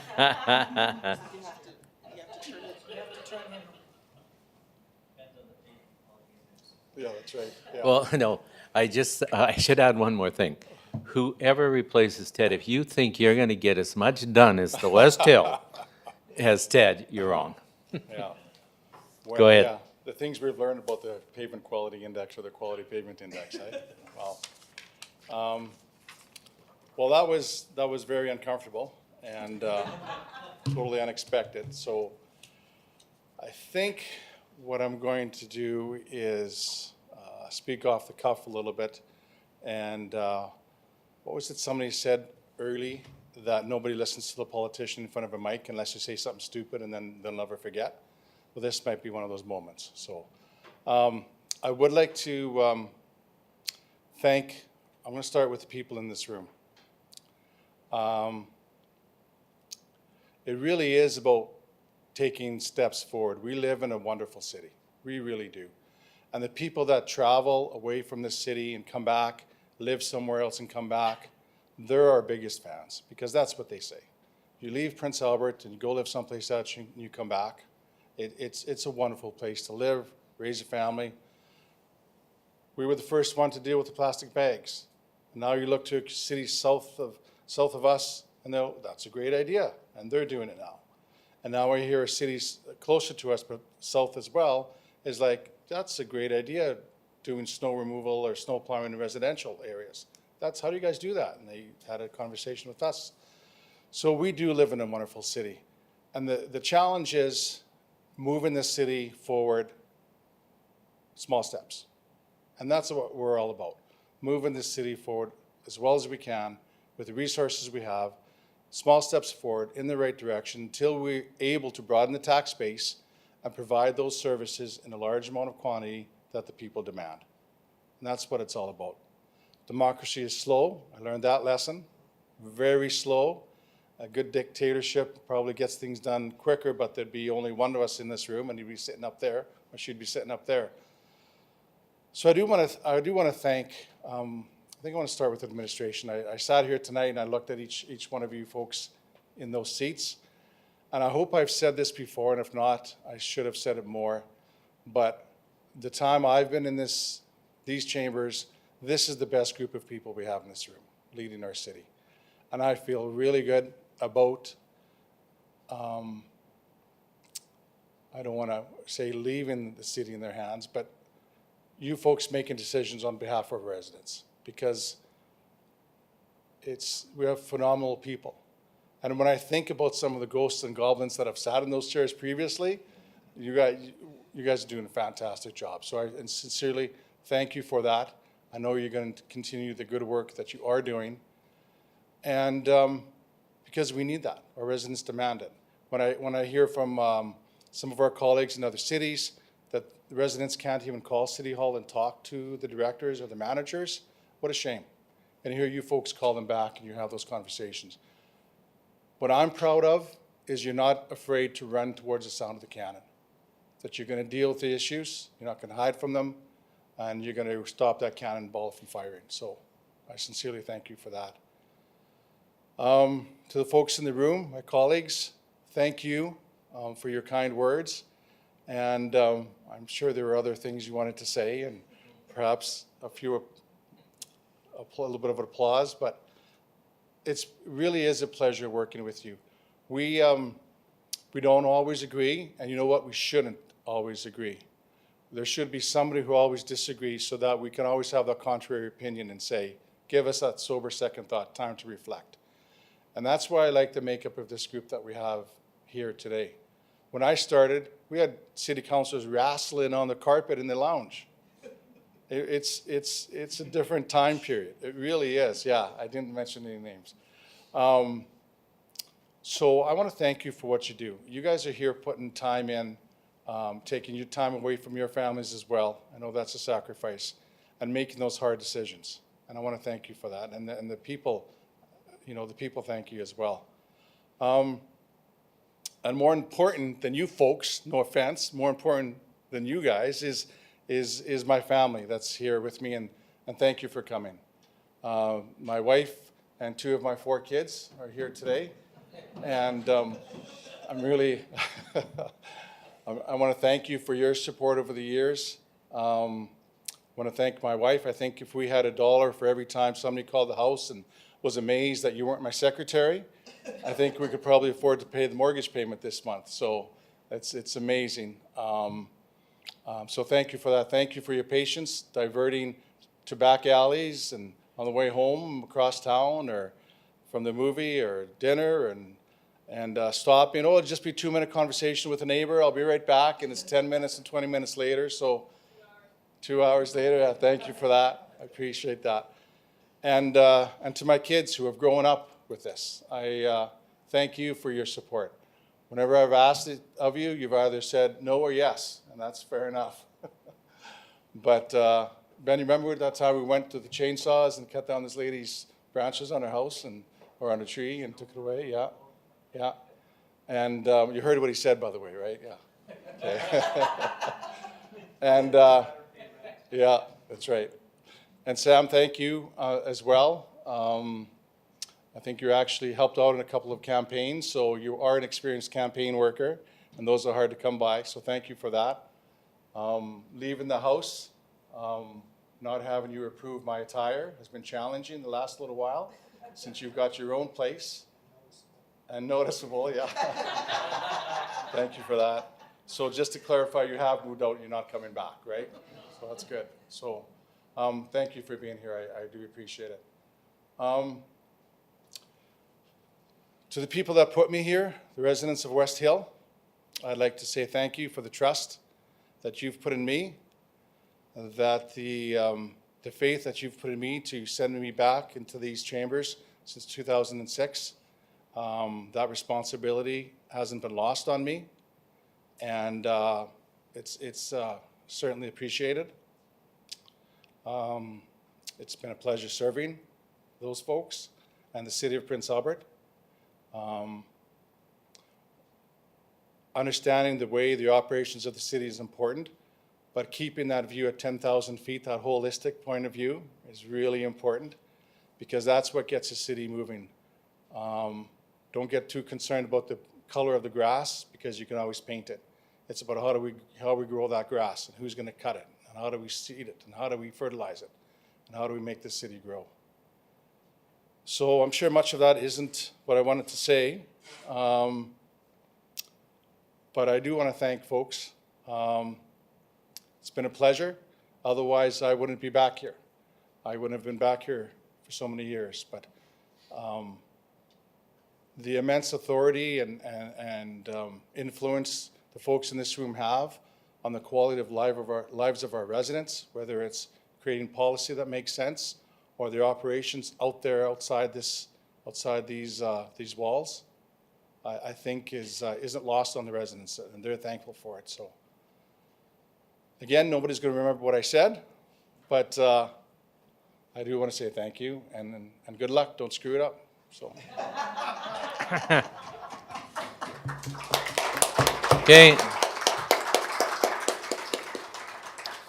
Thank you, Ted, but your legacy will go on, because you do have a great legacy. If you just look at, you mentioned earlier all the facilities that that's been built since you've been here, and that you continue to support that. Okay, adjournment. We're going to have Councillor Zurkowski move the closure. We'll let Councillor Kilmore second it. And all in favor? We're adjourned, and now let's all help Ben move out. Good night, everybody.